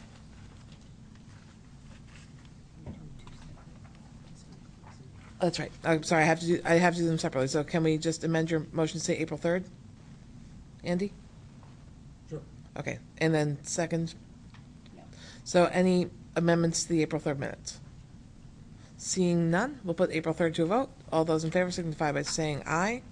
Aye. Opposed? Oh, you're not, okay. I was like, what? So I didn't see anything so exciting. So all those in favor, 5-0-0? Okay, and we're on to non-public minutes. And do I have a motion to accept the April 5th non-public? Made by Cinda, seconded by Andy. All those in favor signify by saying aye. Aye. Opposed? None. Abstain? The motion carries 4-0-1 with Board Member Michael Thompson abstaining. I forgot you missed that. Okay, and we are on to item number 11, which is the acceptance of gifts and grants under $5,000. And back to Matt. Okay. More good news. We have from Tracy and Gerald Bull, Mr. and Mrs. Bull, a gift to Merrimack High School in the amount of $1,000 to support the efforts of the U.S. First Robotics team. And we just thank them for their donation. This is, I believe, a repeat donation for them. They did the same round last year. And we much appreciate this and express our thanks to them for the $1,000 donation to Merrimack High School to support the robotics team. Thanks. Thank you. Do I have a motion to accept? Made by Cinda? I'd like to make a motion to accept the very generous gift from Mr. and Mrs. Bull. It's my pleasure to be able to make this motion and in strong appreciation for what they've done for the district. Is there a second? Seconded by Naomi. Any comments or questions from the board? All those in favor signify by saying aye. Aye. Opposed? None. And the motion carries 5-0-0. We are on to item number 12, which is a consent agenda. So, Mark. Thank you. On consent tonight, we have the following two educator resignations. Michelle O'Neill, 4th grade teacher at Mastrocola Elementary School, and Jackie Heaton, special educator at Merrimack Middle School. In addition, we have the following educator retirements. Wayne Stook, social studies teacher at Merrimack High School, and Cheryl Jameson White, special education teacher at James Mastrocola Elementary School. And in addition, I present to you educator nominations for 2017-2018.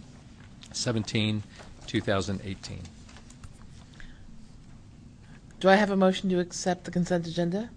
Andy? I move that we accept the fairly large consent agenda as read with the resignations, retirement, and all of the nominations for the next school year. Do we have a second? Seconded by Michael. All those in favor signify by saying aye. Aye. Opposed? None. The motion carries 5-0-0. Thank you. And we are on to item number 13, which is me, which is school board committee assignments. In your packet, you have our current assignments for 2017-2018. The goal, now that we definitely know chair and vice chair at this point, is if possible, we always, when we have the opportunity, try to keep consistency to better serve the boards that we participate in. But if there are ones that you can't make the commitment to, we just ask if in the next couple of weeks, if you could send me what would be conflicts in your schedule, or if there are areas where you feel that you can maintain a good contribution and it does fit your schedule, that you can come to me and we can come through and do some tweaks as appropriate. Does that make sense for everyone? Excellent. So we will continue to do that, and in 2 weeks we will finalize our committee assignments. And I'm on to item number 14, which is other. Correspondence. Is there any correspondence to come before the board? Oh, March. Thank you. Sorry. I just put a document, a letter that I received in your packet, and want to highlight it because we went through an audit for the New Hampshire retirement and called out, if you will, with the commendation was the compliance auditor for Linda Hastings, the Director of Human Resources, and Sarah Fell, who is the payroll specialist. You will note that he said what a great job they had done, and that's a lot of detailed work. So we haven't been audited in quite a while, and I thought you should see the commendation. And the entire board had a communication from a constituent who had concerns or wanted clarification about some of the items presented by our mental health committee at our last meeting, and I believe they've been addressed. Is there any other correspondence to come before the board? Seeing none, are there any comments? Mark? Thank you. On occasion, the news media, I'm not one who automatically disbelieves. I think they do a good job. But on occasion, the news media sometimes makes errors. And there was an article in the New Hampshire Union Leader a little over a week ago that was reporting on the presentation that we made at our last board meeting about the work of the District Mental Health Committee and the work of the District PD and Health Curriculum Committee. And in that article, though I'm sure it was inadvertent, there were some factual errors, and there was some lack of clarification about practices that created room for some people to be highly critical of our work. And so just wanted to just clarify. I think there will be a follow-up article on the larger issue of mental health in the state of New Hampshire, of which Merrimack is just one small part. And I think that would be a community service to the state, because to the extent that you heard folks at Thorntons Ferry speak tonight, there is an issue of some concern in districts across the state around the issue of mental health. And Merrimack is no different than many other districts in that it's attempting to recognize that issue the way we'd recognize any other issue that a student presents, whether it is that they cannot read functionally or that they cannot follow directions appropriately or do math appropriately. When we recognize an issue, we try to do something about it. This is no different from that. And the article inadvertently suggested that perhaps there was a curriculum development specifically for mental health. There is not. So I would just like to take the opportunity to say that we really do take this very seriously, and we're trying to be very responsible about this. And it does a disservice to people suffering from mental illness to make light of it in any way, or to suggest that efforts that we undertake are in some way damaging. There is nothing that could be further from the truth. So I just wanted to sort of put that clarification out there. Thank you, Mark. Cinda? I had read that article as well and noticed the same things. It just makes you wonder, maybe some food for thought for a future board meeting, if we wanted to consider writing a letter clarifying if there was any type of correspondence that we'd like to make as a board. I just throw that out there as food for thought. We don't have to determine that tonight, but just a thought. Okay. Are there any other comments from the board? Michael? As usual, I'm in a fog sometimes, but can I go back to correspondence real quick? Okay. I did have correspondence from some individuals in regards to the end of the school calendar. They were very happy with the outcome, and they were very pleased to see that we are going to at least engage in a discussion of future possibilities of changes if they meet the needs of the education of the children and stuff like that.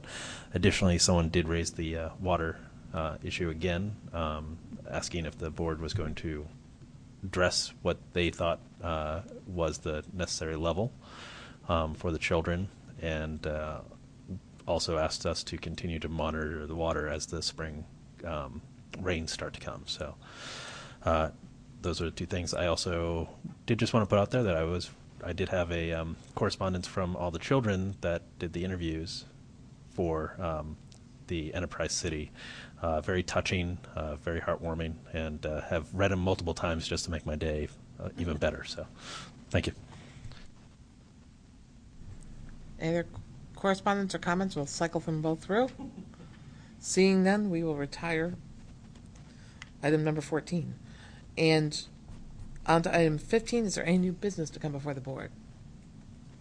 Seeing none, I'll go on to item number 16, committee reports. Are there any committee reports on the board?